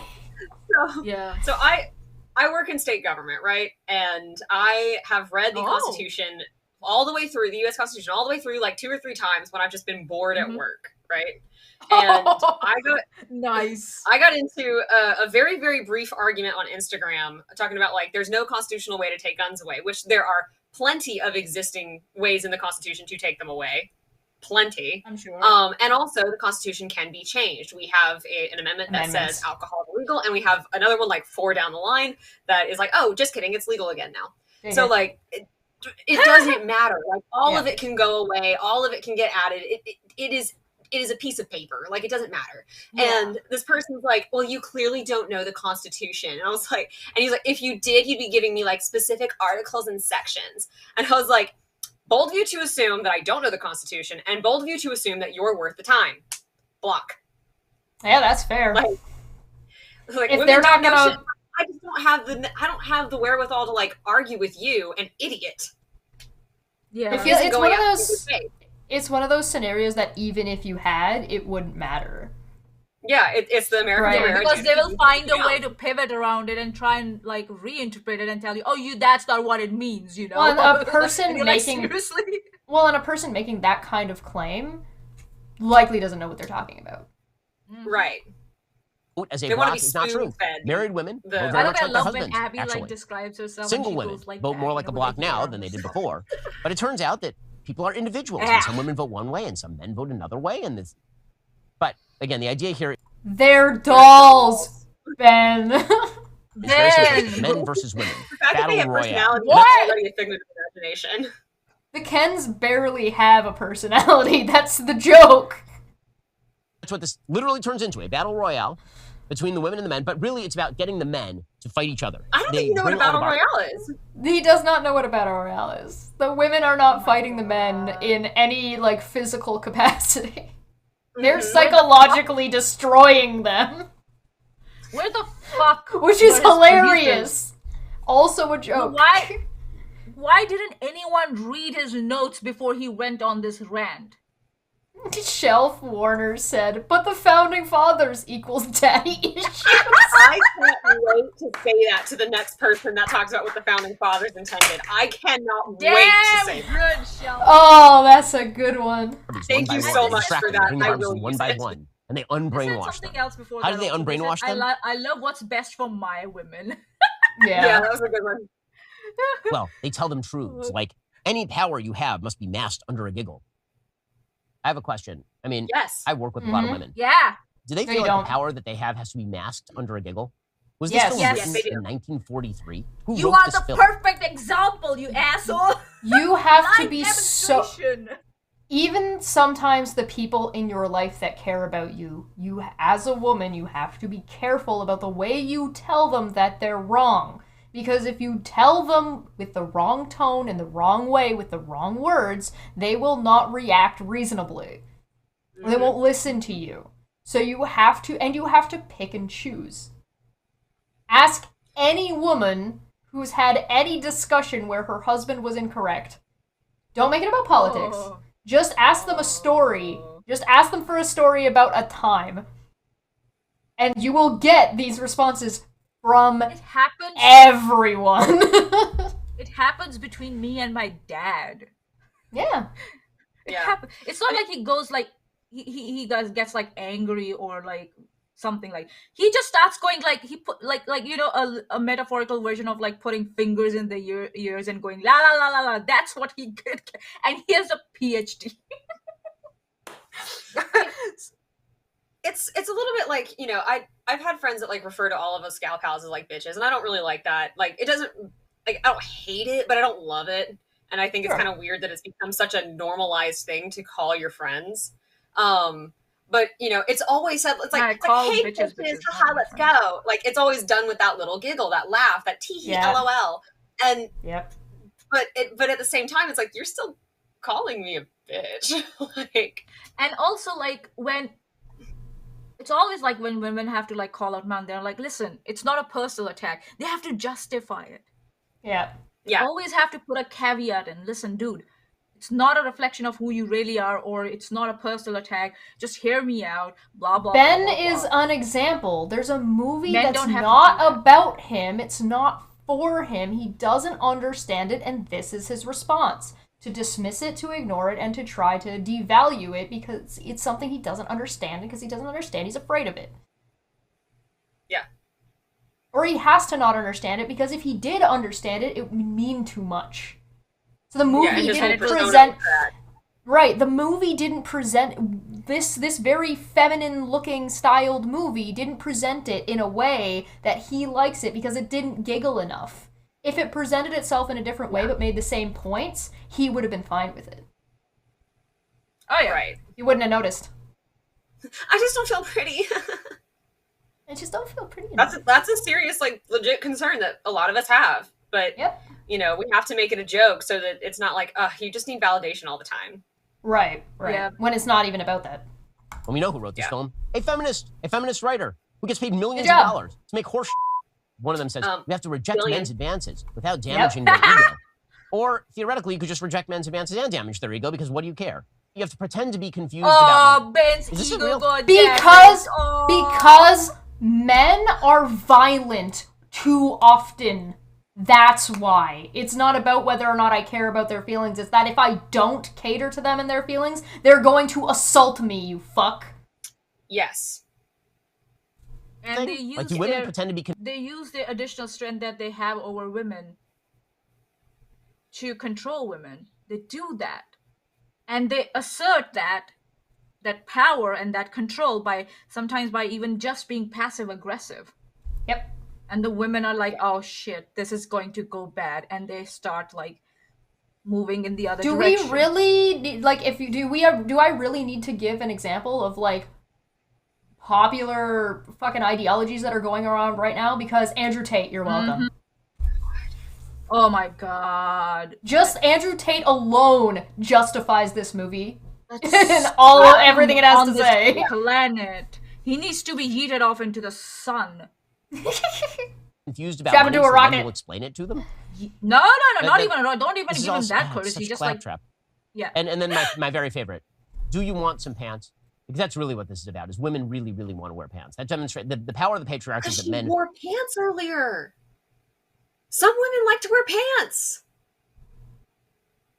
And why are you so mad that women want to wear pants? By wearing pants, what he means is that women want to be in position of power and decision making, and he's mad about it. Oh my god, women want to control their own lives and have a say in the way the society that they live in has to operate. Oh my god, no. No, how dare they not trust men? Oh.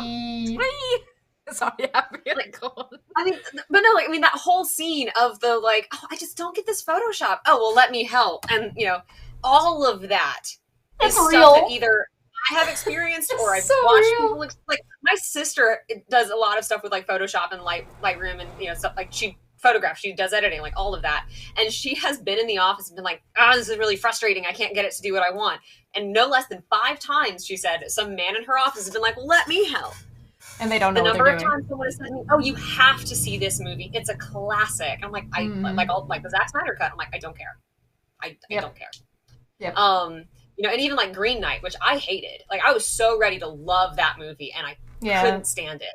And like all these movie guys were like, oh, it was so good. It's a cinematic masterpiece. I just really love Arthurian legend. I was like, yeah, I do too.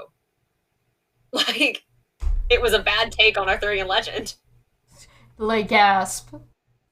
So like, there's so much of that. I was like, oh god, this is so real. This is real. And yeah. And then I played guitar at you for 4 hours, just cracked me Same. up. They're all there playing the same song. Did you write the staring song? at Yeah, I wrote this song. Guitar guy is a meme. Anyone who has ever dated a musician is like, Yes. yeah, been there. But Been there. also, like, any girl that's been to, like, a frat party, the guitar guy. The guitar guy is real. The men make fun of the guitar guy. Yeah. Who's the fuck who brought the acoustic? really don't want women to wear masks. Yeah, like really, it really want really to is like it is youth minister levels of funny. And then it's, you know, all the men being victimized, all the Kens being victimized by these various tactics, up to and including Ryan Gosling hitting on a trans woman, meaning a dude who has a voice deep. A doll. Ryan Gosling is a doll. Fucking A doll. You vacuous modeling. He's so mad. He's so mad that a trans person got a role in the movie. Jesus Christ. And a Ryan guy, Gosling, which is an actual- I would never have found known. a trans person to be attractive Me enough either. to hit on them. I saw people memeing about that and laughing at all the people who were like, oh my god, there's a trans person in this shot, and all of them getting who the trans person was wrong. They can always tell. They can always tell. In the film, which is just great. Okay, so then, final step. Finally, the women have been disabused. So now they're going to play the ultimate prank. The ultimate prank is that they are going to turn the men against each other. How are they going to turn the men against each other? They're going to turn the men against each other by switching partners. They're going to get together. Musical Barbie's chairs gonna be with Ken. Ken, classic Barbie and classic Ken. They're going to be together, but then they're going to move on to the other Ken. They are not classic Barbie or classic Ken. They are stereotypical Barbie and stereotypical Ken. I mean, that technically matters. he's even like, and technically he's stereotypical Beach Barbie Ken. is Beach Ken. Beach Ken. Yep. Yep. And the Kens are going to start fighting each other over the ladies because they're going to switch over. Now, They're not fighting over the actual ladies, though. That's not what they're fighting about. That's just what triggered it. Yeah. They were fighting because of their personal insecurities in the way they were being viewed and the way they thought the other Kens looked at them and the way they were viewing themselves through that lens. That's what they were fighting over, an insecurity issue. The moment Ken is introduced. Right. Exactly. Beach up, bro. 666 from Siggy, thank you so much. Got to admit, listening to Ben, you get an idea of what's underneath. His very basic psychology. I wouldn't want to see this man's Google search history. Yeah, I mean, can we start? The internet did troll Ben Shapiro enough to get him to release a DNA test about his child actually being his, when he got memed on so hard about not being able to make his wife horny. Wow. So do you think it's possible that the internet could troll Ben Shapiro hard enough that he would release his browser history? Oh, I bet they can. I do love the face that we're paused on here, though. That's a meme. That's a meme. I'll give you that one. I'm a man and I don't understand not women to put too issues. fine a point on this, but this makes no sense at all. It does, guess because what you would didn't happen understand it. If a bunch of beautiful women decided to switch to other men simultaneously, you know what the men would do? They would throw a party. So they. It wasn't simultaneously, No. by the way. It wasn't simultaneously. It was like they would switch on a cue, but they didn't all get up and move at the same time. It was like one would It was get up and white move, and one would get up and pairs. move, and one would get up and move. Yeah. And Also, it's not like that men have not gotten violent when women have said they want to move on from a relationship in the past. Yep. Right, and also like it doesn't That's a matter party. if like even in just the real world, like if I'm dating someone who is possessive and I am just friends with another guy, they're gonna get in a fight.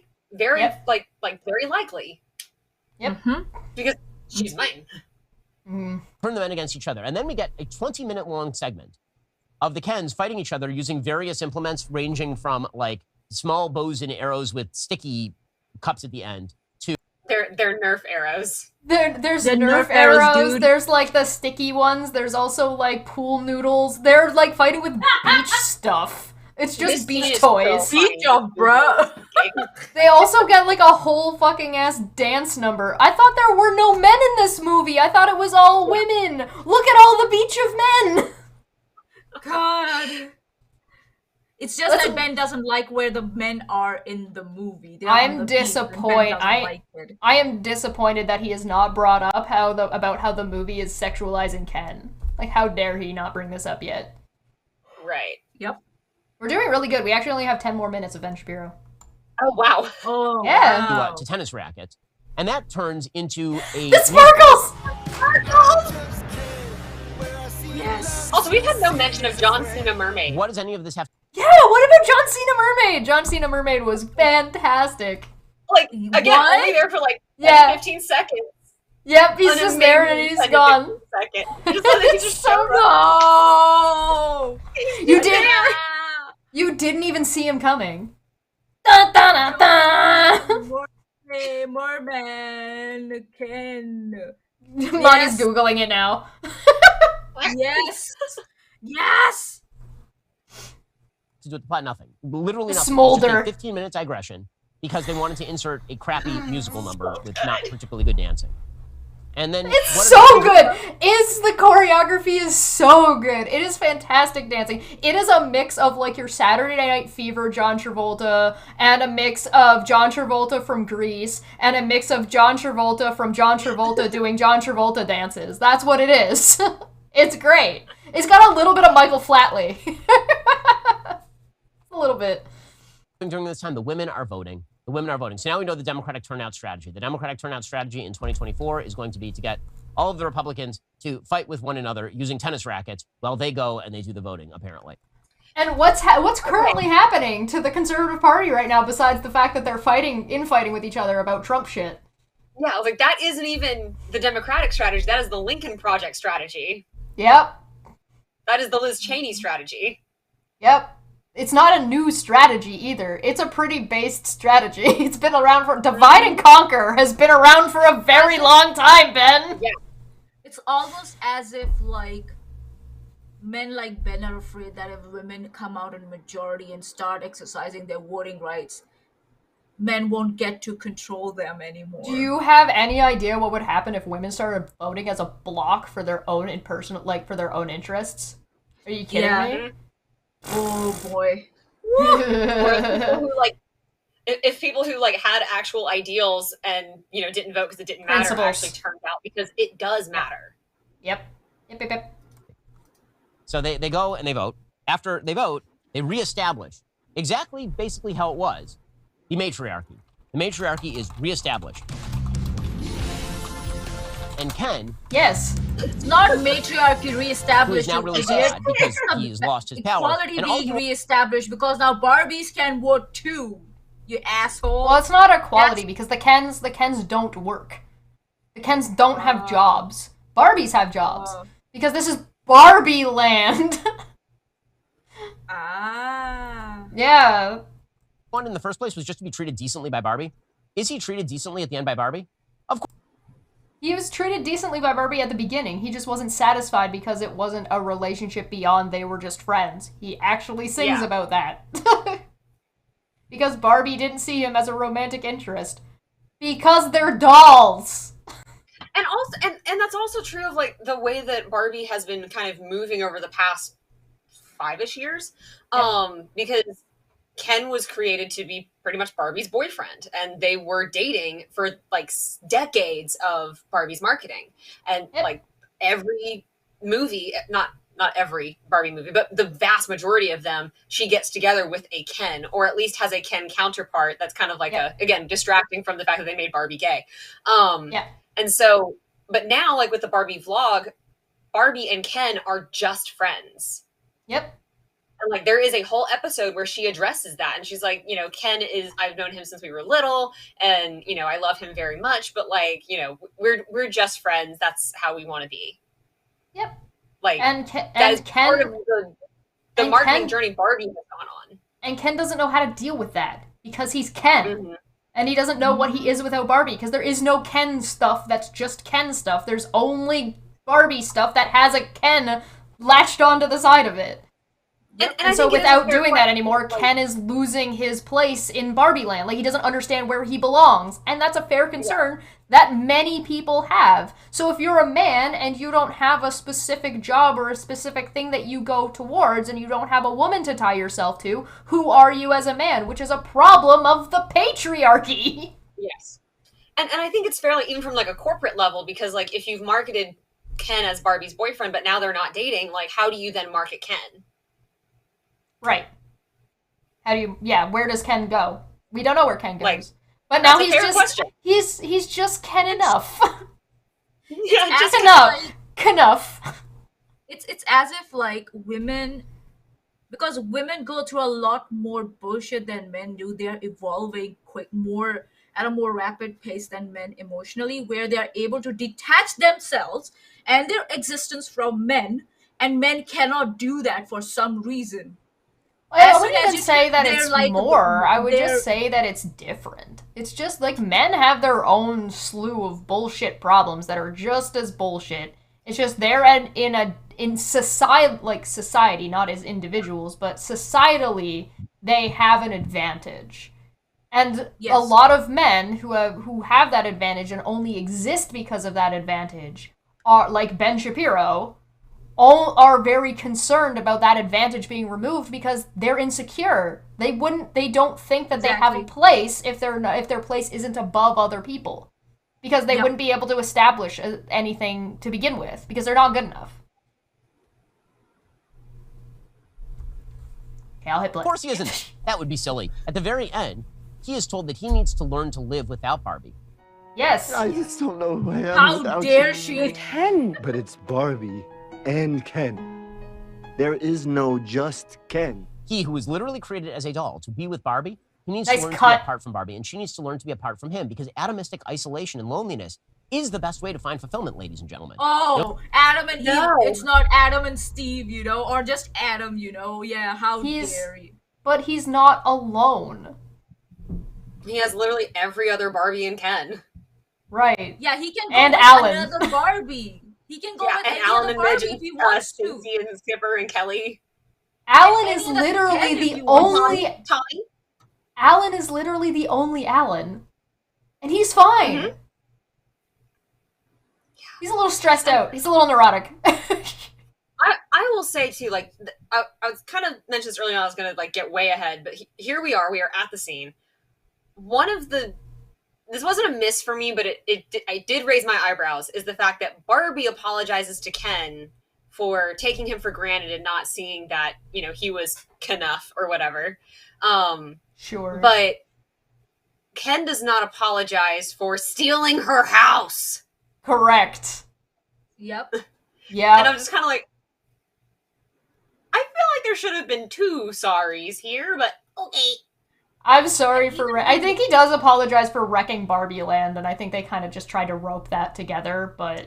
He does also not say the words, I'm sorry. That's true. That he doesn't. Yeah. Like, whether or not the apology was intended or not, the words, I'm sorry, are not stated. Yeah. And it's very important to say them, those words. It's important to say those words. Yeah. Because, unsaid apologies are really non-apologies and all apologies. I absolutely recommend, if you guys want to see something like that happen live, go watch, let me find the video. I, literally had this happening live, when we talked to Vandalia about the mansplaining stuff. Go and watch this, and you go and tell me where you think there's an accurate or an appropriate apology within that video. I'll pull it up. Please continue with what you're saying while I grab it. That was all I was going to say about it. Oh, okay, Mani, you got anything that you wanted to add to that? But I can talk about that scene while you're looking. Yeah, it's all good.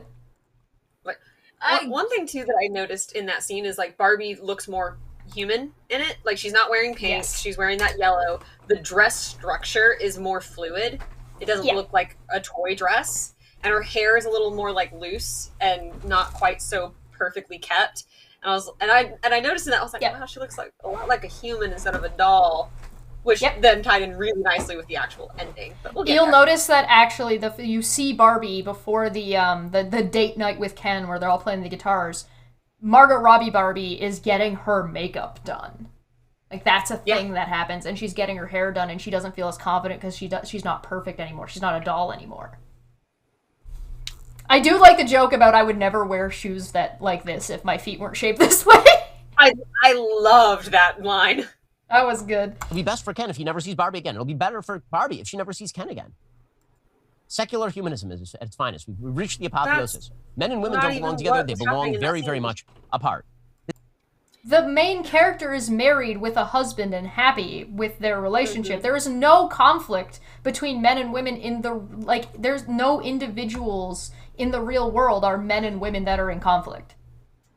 Also, Barbie says she wants to stay Yeah, friends. dolls. The part where they don't see each other has not come up yet. Right, there's nothing in here that says that they can never interact with each other ever again. There's nowhere in there at all. How dare women ask for a break from a relationship? How dare they? There's not even a break in the relationship. At the end of the movie, she chooses to... spoilers. At the end of the movie, she chooses to go to the real world. But we know that you can travel back and forth with no issue. So there's literally no issue why Ken or Barbie could not go and visit each other if they chose to do so. Probably with like a Mattel super chaperone, but yeah, it might be limited, but that doesn't end the friendship. And if you ever watch any fucking feel-good movie ever, you know that being apart from your friends is never the end of the friendship. Yeah, have long-distance friends, guys. Yeah, like it's this. fine. Like, we're all long distance. None of us live in the same country. New Zealand, Canada. Abby is in U.S. Southern U.S. Southern U.S. Yeah. This is all topped off by Issa Rae calling somebody a motherfucker. Again, perfect for your 7-year-old girl who loves Barbie dolls. It's perfect. not a kid movie. And so we learn that men and women are supposed to be separate. They are not supposed to be together. No. And that maybe the matriarchy will allow the men not to be on the Supreme Court of... Is he just ignoring all the other Ken and Barbies that are just perfectly happy to stay in Ken and Barbie land? Of Barbie land. But where maybe did they the can get fuck some lower Supreme circuit Court court shit come judgeships. from? This is what we learned. And There's a Barbie Supreme Court, and the justices are all Barbies because of course they are. It's Barbie land. How dare they have women on Supreme Court? Like, it's not women. It's Barbies.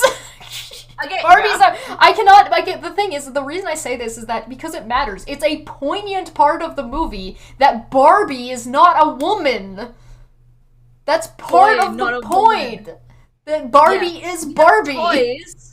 We have toys that have diversity, of professions and shit and everything, but women don't have the same, representation at all. For some reason, a dominant, fully male Supreme Court is fine, but how dare they have a Supreme Court with Barbies on it? Yeah, they're in Barbie land. That means that. So does that mean that an all-male Supreme Court means that women cannot be on Supreme Court ever? This is completely juxtaposed to the CEO group of Mattel, who are all men in the movie. That's the point. One day the Kens might have as much power and influence in Barbie world as women have in the real world. One day. Because, of course, women are again, just absolutely subjugated in the real world. You think that's the end of the movie? That's not what. This oh thing God, this guy! If he misrepresents one more thing, ending, I'm gonna punch him in the face. Number one is we find out that Ken is going to live apart from Barbie, and he's going to find himself in being. He already lived apart from Barbie. They did not live in the same house. Right. Correct. They were never together in this movie at all. Next, we get an ending in which the CEO of Mattel, who's been completely sidelined. You remember the CEO of Mattel? Remember he was supposed to be chasing them into Barbie Land for no apparent reason? So he's now in Barbie Land. What do you mean sidelined? One of my favorite parts with the CEO and the board members and everything, and I forget which one it is. I don't think it's Will Ferrell. I think it's one of the other ones. But during that big beach battle between the Kens, and they're running through it super dramatically, and a real person gets knocked with a Nerf dart, and it's just remember me. I don't know why he's there or what he's there to do, except that we need Will Ferrell in the movie to provide no laughs. He doesn't provide any laughs. So he shows up. His motivation throughout this movie has been completely inconsistent. He started off wanting to put Barbie back in Barbie Land so that they could make money. And then he is told at one point that when Ken's taken over Kendom... That's not why he wanted to put Barbie back in Barbie Land. He wanted to put Barbie back in Barbie Land because that's where Barbie belonged. They will make just as much money. He's like, no, that cannot be. I'm an ideologue on behalf of women. And then he arrives, and he is told that America Ferrera wants to make ordinary Barbie, which, by the way, would sell 0. Anyway, that will be profitable. And so now he wants to make ordinary Barbie because he's back to being uber capitalist, evil capitalist. He's making money off of Barbie because, again, Mattel are bad guys. He's not even portrayed as evil. Bad guys, but they're he's not an evil capitalist. Capitalism is evil, but he's not portrayed that way. There is no individual evil person in this movie. he says that he doesn't want to, when all of the Ken houses are coming out, he's like, oh no, this is a problem. And then they say, but it's making us so much money. He's like, it's not about the money. It's about little girls' dreams. Which is so... And, like, obviously and it's not, but it's obviously it's not. But it's a funny line. And on top of that, when she's proposing ordinary Barbie, he's like, I don't really know about that. But then the guy says it's gonna make a ton of money, and he's like, it'll be great. But the nuance of the difference of those lines are twofold. One is he is responding to something happening outside of his control, which is against what the brand is for and how the brand makes money, which is off of little girls. Right? If you change it to Ken, you now change what Mattel's target audience is, and thus change that, which is out of the CEO's controls. Secondly, the character that is presenting the idea to Will Ferrell's character is a secretary in the real world, and the both of them have real world expectations. So he treats her the way men treat women in that scenario, because that in the movie did not change, Ben. Yeah, that he did not never notice. He never noticed that. And people do have conflicting interests sometimes. There's a conflicting interest between the brand presenting itself and being under his control as he so wants it, versus a woman who's not in that position coming to him with an idea that he doesn't say no, he's doing that I'm giving you the runaround until the guy's like, that's gonna make a ton of money, and he's like, that's a great idea! I'm gonna muck you around, I'm gonna push you around till you give up. And on top of that, ignoring that he's a spoof character in the first place. Nah, She's mad because he's and he got sidelined. Oh, yeah. That's ending number 2 at this point. So we have the Barbie Ken ending. We have the CEO of Mattel ending. Where he says, we'll make ordinary Barbie, and then girls all over the world will know that ordinariness is fine. The and movie okay. wrapped up all the Barbie because they think that she's beautiful and it's aspirational. No, it's bad. Okay, so then we have ending number 3. That's not what they said. I'm gonna punch Wrong. this guy. We're now 2 hours deep into this piece of shit. And we have now dug halfway to China, and we are going to keep digging. So we have ending number 3. Rhea Perlman shows up to lecture us all about the patriarchy again. You haven't heard it enough. We got to beat this sucker into the ground. We are going to take an axe, the blunt end of the axe, and we're just going to beat this thing to death. We're just going to beat it to death. So Rhea Perlman shows up because Barbie, it turns out. I mean, I'm kind of okay with beating the patriarchy to death. Yes, please. Yeah, this is fine. Starting with him. What did he think the movie was going to be by this point? It's 2 hours in, and he's still... No wonder apparently the movie is using a blunt end. I actually didn't find it to be that blunt. I thought it was straightforward, but I didn't find it, like... It's no Fern Gully, man! You know what I mean? But it also, like, apparently you have to beat... Hold on. So the movie's again catering to men by not presenting them in a bad light, but here's a man again who's just losing his nuts. Yeah. Because men are somehow in a secondary positions or character in this movie. And even though they're not being like presented as being bad or evil or anything like that. Nuh-uh. He's mad because Barbie Land had a role reversal, and that's just straight up offensive to him. But and apparently the movie still didn't do a good enough job with its blunt axe in his face because he still missed the fucking point. Hit him harder. Time in the real world. That was the patriarchy was terrible. So terrible that she wanted to stop it from happening in Barbie Land. But now she wants to go back there because she actually learned some feelings over in the real world. So she decides that after all, this whole story was just Pinocchio. That she just wants to be a real boy. And in what can only be termed a sort of bait and switch, at the very end of the film, just to please the core audience, which is moms and daughters, they insert a bunch of footage, I kid you not, like home video footage of moms and daughters playing. That's what it is. Like people living their lives. Oh, that's why he thinks that the movie is for them? Because Rhea Perlman is going to show Barbie what it's like to be a human, and then Barbie is going to say that she really wants to be a human just like you, just like you.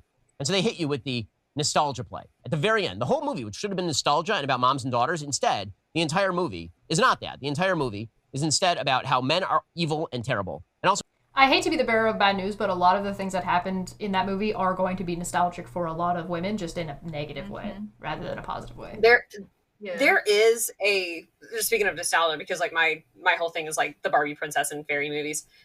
There is a, like, over the movie theater in Barbie Land is the poster for Barbie and the Fairy Secret. Yeah. Mattel Easter is eggs. evil and terrible. And then at the very end, they shove in this little nostalgia play. And What did Mattel do that was evil and terrible? Nothing. The worst thing I saw was like the working conditions look kind of shitty. But then again, I would probably if I'm gonna pretty soulless. Yeah, but if I was gonna work in that kind of a scenario, I would also want to be in a cubicle so I didn't have to talk to anybody, like in that kind of a box. It's like, cool, great, leave me alone. Some people like working like that. the hope that they can buy back the audience at the very end of the film. And Barbie decides that she is going to be a real woman now. Now, when she goes, that's ending number 3. There's still one more. So, when that happens, when she goes to when she goes into this white area that's supposed to be heaven, because the person who she's talking, Rhea Perlman, is actually the person who actually created the doll. And we're supposed to be, this was supposed to be a secret. Whose name Mattel is was run by Ben? men, but the big secret all along is that a woman created the doll. News. It's not a It's secret. not a secret. She was CEO of the company for 30 years. CEO of Mattel. Yeah, we did too. You see her earlier in the movie. Yeah, just For chilling 30 years, in from Mattel 1945 to headquarters. 1975. Fucking Will Ferrell makes a joke about how the ghost keeps a room on the, like, 37th floor of the Mattel building. Like, that's a joke! Until the IRS caught her for tax evasion or something. The big reveal that the patriarchy said that it created Barbie, it didn't. No one thought the patriarchy created Barbie. Again, don't bother with the facts. Don't bother with sense. Women operating within the patriarchy does not mean that the patriarchy isn't influencing whatever's being created, dipshit. Also, Barbie does not have to be created by the patriarchy to be marketed by the patriarchy. Hey. Oh yeah, modeling industry. The fashion industry. Yes. Makeup. Yes. Yes. High-heeled shoes. Actually, They high heels literally- were supposed to be for men in the starters. Yes, they were. They were for And men. makeup was supposed to be for men. Yeah, Most, and I don't know what happened. They just switched to women. For some reason, it was dunked on us.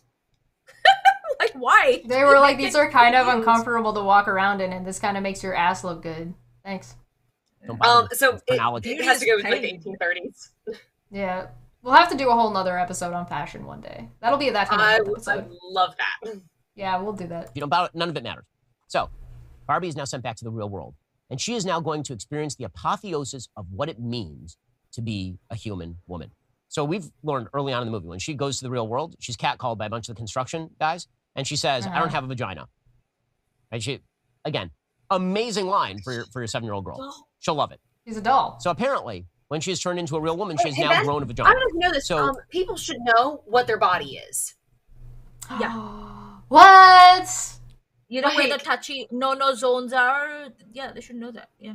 Yeah, like, I mean, my parents were both medical. Like, as a little kid, it was just my mom. But like, they didn't like use cutesy names all the time with me. They were like, here's the cutesy name that you can use with like other people, so that we're not like called on or anything. But here's what it's actually called. I studied the human reproductive system for both males and females in 9th standard in the biology class. You straight up the terms that were there in biology that we use for all the genitalia and the what's inside our bodies in regards to that. Everything. My parents didn't give a shit. They were like, okay, get good marks. Don't forget the name of the terms. I was like, okay. Not medical terms. Ben Shapiro can't handle those. A couple notes from the chat. Shelf said, who owns plastic factories and the infrastructure to get Barbie shipped from sketch to toy store shelves? Yeah, good question. Siggy for 50 said, is he trying to argue that one woman CEO means there's full equality? How can anyone take this guy seriously is beyond the me. Actually, there were 2. Will Ferrell said so. But that also is only the CEO, not like the rest of the employees at the time and who would or would not have had voting power, because depends on the company layout. Ziggs said, does Ben know that they used a non-white for the live-action Hercules movie? Historically, it's incorrect. Hercules has played The Rock in the movie. Cleopatra made him mad when she was cast. In conclusion, Ben's a coward. And then Alex just said, it's rated one of the Hercules movies or in the Cleopatra movie. I'm not 100% sure. They used a non-white for the live-action Hercules movie. Historically, it's incorrect. Hercules is played by The Rock in the movie, yeah. Cleopatra made him mad when she was cast.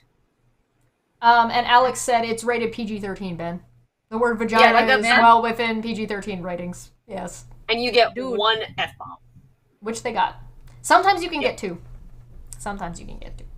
If you're sneaky about it. I can't find John Cena Merman on internet. God damn it. I have to go and watch the movie. The first thing that she does oh is no, she goes how to terrible. the gynecologist. Because ladies, the apotheosis of your being is not motherhood. We got rid of that at the very beginning. And it's not being a wife or a partner. I think this is the one. You don't get rid of Midge. Midge is there the whole time. Also, hey buddy, what does the gynecologist do? Good question. Like if he's gonna sit there and be like, the movie's saying you're not supposed to be a mom, I would expect her to go to like the eye doctor. Right. But like, also the gynecologist line was so funny. Yes. Women are supposed to be apart from men. It is your vagina. It is that you go to the gynecologist. Ladies, this is what makes you the most human you can be, is that you go to the gynecologist. It's a joke. Now, I could point out here that it that's means really she's transphobic. real now. And according to the same people who made this movie, now she does. That's the doctor that deals with vaginas. Yeah. Women have vaginas. And not all people with penises are men. I could point that out right here. Because it obviously conflicts with the... She's a Barbie, you fuck! And Jesus also, Christ. like, in medical terms, yes, gynecologists look after the vagina. Doesn't matter who possesses them or who does not possess them. Right. Changes Doesn't nothing. matter. The very ending of the film. Just like... But instead, I'm going to go with this one. At the end of all of this, they've boiled down. They have a whole conversation about identity and death and meaning. Right? This whole conversation. What does it boil down to at the very end? What it boils down to at the very end, apparently, is being biologically female is the only thing that matters. And that's it, kind of. That's it. Like, it all just boils down to... How do you get that? The gynecologist. I don't even That's have, female power. like, Female power is Barbie goes to gynecologist. No. Wrong. It means that she had a choice to no longer be a Barbie anymore if she didn't want to. And that's not the meaning of the movie. That's just the end of her character arc in the movie. You dense fuck. And she chose dense motherfucker. Right, and then and it's like, it looks like she's going for a job interview. Like, the way they set this joke up is like, it looks like she's going into a firm for like a job interview or something, and because she's stereotypical Barbie, she doesn't have a job. That's a thing that they go through. Like, she has like a breakdown over it. It's like, she's not good at anything. She's not like surfer Barbie. She's not accountant Barbie. She's just stereotypical Barbie. So she doesn't have a thing. So you think she's going to like, go to get her first job or something, and she's walked in, and then she's like, I'm here for my gynecologist appointment. It's fucking funny. She's real now. Also, like, when we were talking about it the morning after, she was like, I was so worried they were going to go for like a girl boss ending. Yeah. Like, and like Jay Stoops has talked about this on TikTok. Like, I'm so over the girl boss. I'm so over it as a trope. It's also like... And so we were all kind of watching her walk in for this, interview. And you're like, oh, here we go. God, here we go again. And then she's like, I'm here to see my gynecologist. And we were like, oh no, that was perfection. Part of the main message of the movie is that you don't have to be the top of anything. You can just exist. That's the whole point of ordinary Barbie. You don't have to be the president. You don't have to... Barbie's arc. That's Ken's arc. It's right. Like, it's 3 times. Right. Even the president kind of talks about it a little bit. President Barbie brings it up. Yeah. Also... I had a point and I just had a brain fart about it, so... Which, I don't know about you ladies, but that seems like that's not, like, the most feminist message. That lady parts are the entirety of the lady. Now. So excellent job. The message is to actually go to your doctor. Yes. Yeah. Go to the guy and don't let the doctors also fluff you around when you're in pain or something like that. Part of the thing is like going to the gynecologist isn't exactly the most comfortable thing a woman can be doing. Yeah. That's also part of the that joke. Was the other thing too is like, you know, just living in the real world as a woman / femme presenting person, because I kind of do both. And like knowing that she left, you know, perfect Barbie doll world for the real world, I'm like, there are going to be a few times you definitely will regret that decision. Oh yeah. There's going to be a couple times throughout the continuation of your life that you are like alone at night and you're just like, why did I pick this? I picked this on purpose? Why? Well, she can also go back and visit Barbie Land if she wants to. If she needs a break, she has a place where she can go. And that's the point. That's the point of Barbie. You have an imaginary playhouse where you can just go and do whatever. You have a hobby to just go and do whatever and be whatever. Barbie Land exists for everyone. That's the fucking point. God damn it. Yeah, the thing is, like, for people Ben's like not allowed to watch anything except Hallmark movies anymore. For people like Ben, like, even if he's mad at this like gynecologist ending, right? And if they had done the ending of like she's going to for her first job interview or something, he would have had a problem with that also. It would have had a problem no matter what it was. Women can't live. They can't live. They can't live. In Ben's world, it will always be a problem, whatever the ending was. Or whatever the movie was, it will always be a problem for him because women are getting heard. Women are getting representative. How dare they? The only thing to be mad about in the final scene, as someone who knows the deep Barbie lore, is that her last name is not Handler. I get what they're going for, but it's not. It's Roberts. It is Barbara Millicent Roberts. That's her name. With that, we end the film, and then we have the glossy, you know, credits with a Nicki Minaj song, a Nicki Minaj version of "I'm a Barbie Girl in a Barbie World." Was great. Which is fantastic. Barbie, and it was Weird Barbie. It was the toy that was handed off to Noah Baumbach and Greta Gerwig, and they played with it too hard. They decided that they were going to turn it inside out. They're going to rip off the hair. They're going to shave it. They were going to make it ugly. They were going to put all sorts of makeup on it. What does he think this movie was originally pitched as? Now, those of us who are on the right, we look at the politics of this movie, we're like, man, so it sounds like a double sandwich. It doesn't sound like a Big Mac. It sounds like a double Big Mac. Right? It sounds like the plot is crap, and the characters are crap, and the humor is crap, and then on top of that, the politics are crap. But and don't go see it. There's a reason this film has 91% on Rotten Tomatoes. To do that. And the reason is, if you are on the left, you can make one of the world's most boring, crappy comedies. You can waste an extraordinary amount of money and talent. You can waste some of the great IP ever created. But as long as you slap it in a bunch of warmed-over, glorious Steinem nonsense, the critics will just salivate over you. They'll pretend that this is an actual good movie. So here's my prediction in terms of market. The marketing campaign for this movie has been astonishingly good, right? If you walked into this movie and you knew nothing of what I just said, what would you think this movie is? If you walk into this movie expecting what he told you it was, you were going to be surprised. If you walked into this movie watching all of like the PR around it, you're still going to not quite get what you were expecting. This movie does a very good job of not being quite what you thought it was going to be. Guaranteed. Yeah. Even watching it gives us. You a very good read on like what the vibe is going to be. Like, I think the trailers do a pretty good job of saying like, this isn't really a kid's movie. Yes. You know, and this is going to be a journey of self-discovery. Like, I think that's been pretty clear in the marketing. Right. It still is a surprise of like how it all goes down. The way they do it. And where exactly everyone ends up. And that's one of the reasons why it's doing well. It's doing well because it's unique with a message. Yeah. It is not one of those movies that you can watch the trailer and you go see the movie and you're like, I could have just watched the trailer. You gave me the whole movie in the trailer. This is not that movie. Yep. You would think that this movie was probably something like the Disney movie Enchanted, but with Barbie. It's going to be Barbie Enchanted was also Barbie hilarious. Land, and then it's going to be Barbie in the real world, and it's going to be charming, and it's going to be funny, and it's going to be warm-hearted, and it's not going to be vicious and cynical. I'm sure it took some it's not going to be what... It is charming, funny, and warm-hearted. It's just got some... It's a little rough. It's a little rough about, like, what real life is about. And that's okay. That's good. That's why it's rated PG-13. And honestly, like, now that he's mentioned it, like, it does have a lot of similarities to Enchanted. It does. Yep. Including Ken and Prince Edward. Yep.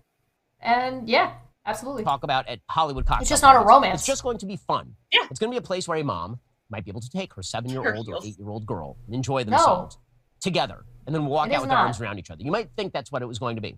And undoubtedly, You'd be wrong. millions of moms and their daughters will think that. That's what you're seeing in It's rated PG-13. the theater. Is this? That's why on you're seeing YouTube? everybody wearing pink to the need theaters. go It's and become like a comment Star on it. Wars kind of thing, right? It's an rated actual cosplay of it. PG-13. The number of moms who are going to take their daughters back to the theater week 2, good luck with that. Really, good luck. Hollywood decided to empty out its own Things that aged like milk. IP. Here, they decided they were going to take a golden piece of IP and they were just going to smash it and turn it into Weird Barbie. It's And so I funny gotta tell you, hearing him talk about he's gonna how have some great ramifications. Barbie is as an IP, when I know for a fact this man never could have played with Barbies without being called gay and having a complex about it. And he would be making fun of girls for playing with Barbies, and Oh, he'd make fun of boys God. playing with Barbies. What do you got, Maya? Like, so I went to his channel to the look at greatest the IP review. ever? What do you mean, Ben? What do you mean? Ben really likes Barbies. They did have a lot of fun playing with them to make this video. Burning them, yeah. So I went to Ben's channel to have a look at the video, like that's on the review, this video, and the like to dislike ratio is 87K likes and 63K dislikes. Get wrecked. He's basically getting the rotten. He's getting the Rotten Tomatoes score he thinks that this movie should get. It's like, oh god, and the troll comments. Oh god, the comments. Yeah, comments. The Oh god. I don't know why Barbie the brand would hand this property over to people who clearly hate the property. In the real world, the Not patriarchy today. rules. Men are really bad. Women need to separate off from men and hate men in order to be unblinded to the patriarchy, and then they can overthrow the patriarchy and create paradise. That is the There's thesis no of the hating Ken. At last no one. point do the Barbies hate Ken. Whenever I do film reviews Any of like them. this, lengthy film reviews of movies like this, the left is always like, why are you taking this so seriously? How dare you take this so seriously? Well, because this is a movie where hundreds of millions of dollars will be expended to get people to watch it. It has a heavily political message. It is explicitly designed to divide men from women.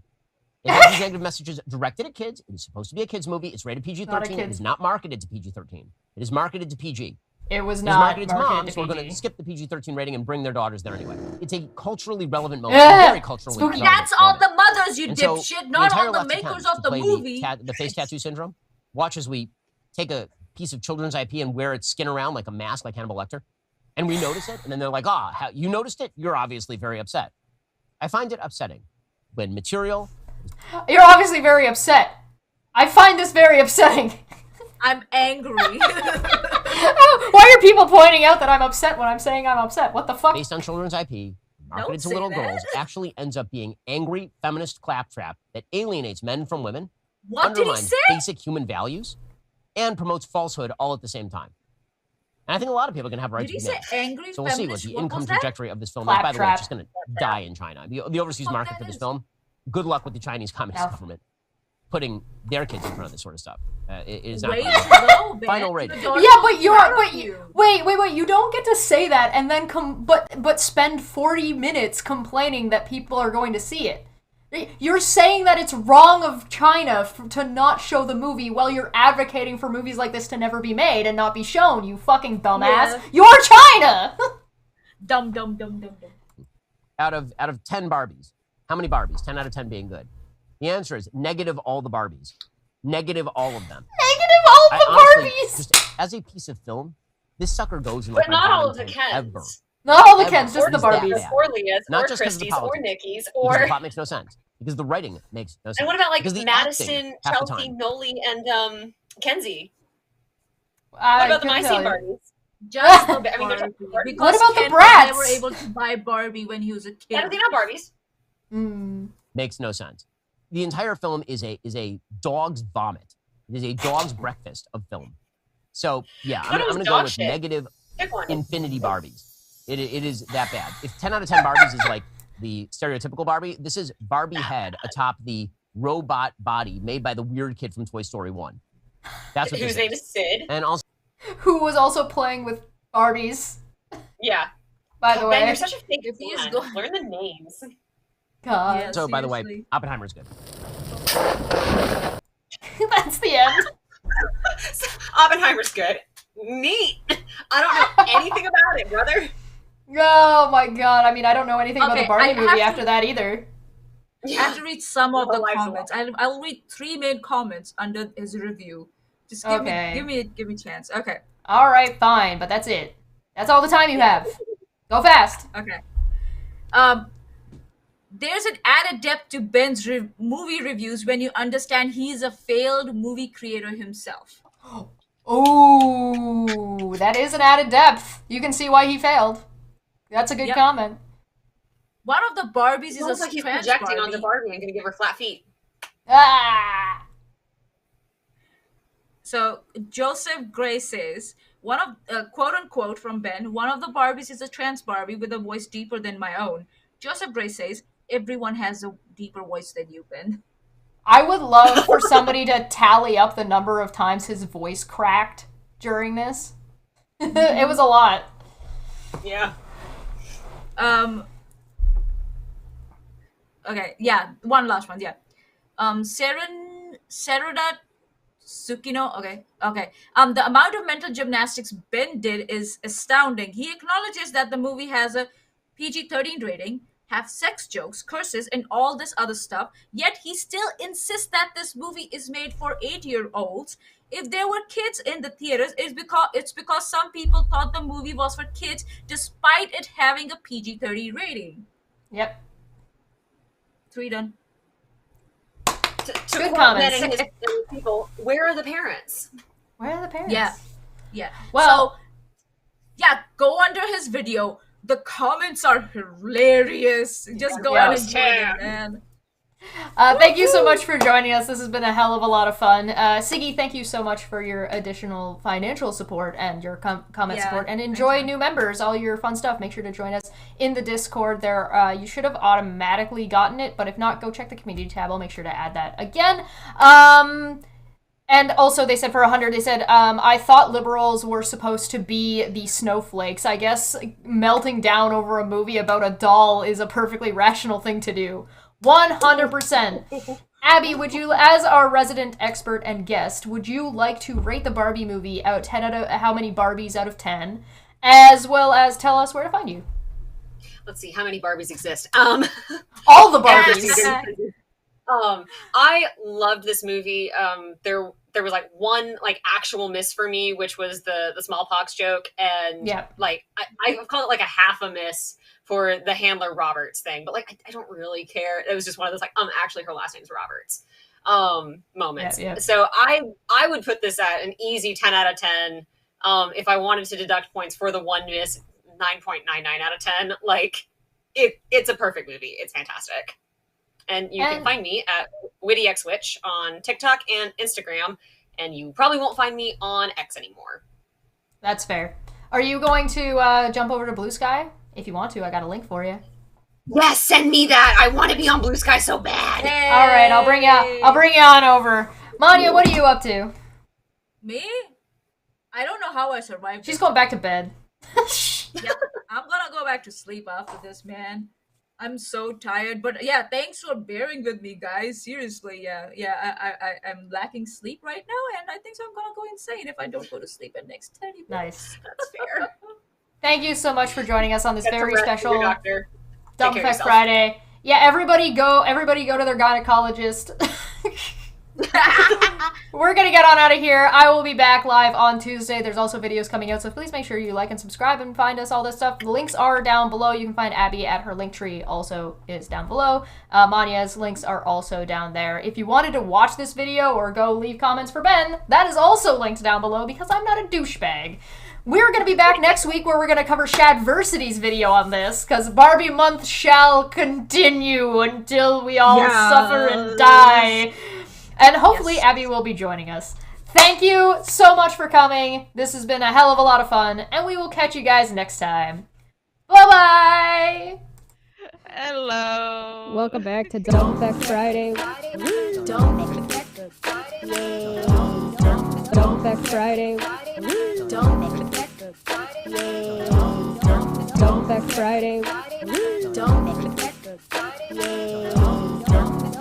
It's going to be fun. Hello. Welcome back to Dump Fekk Friday.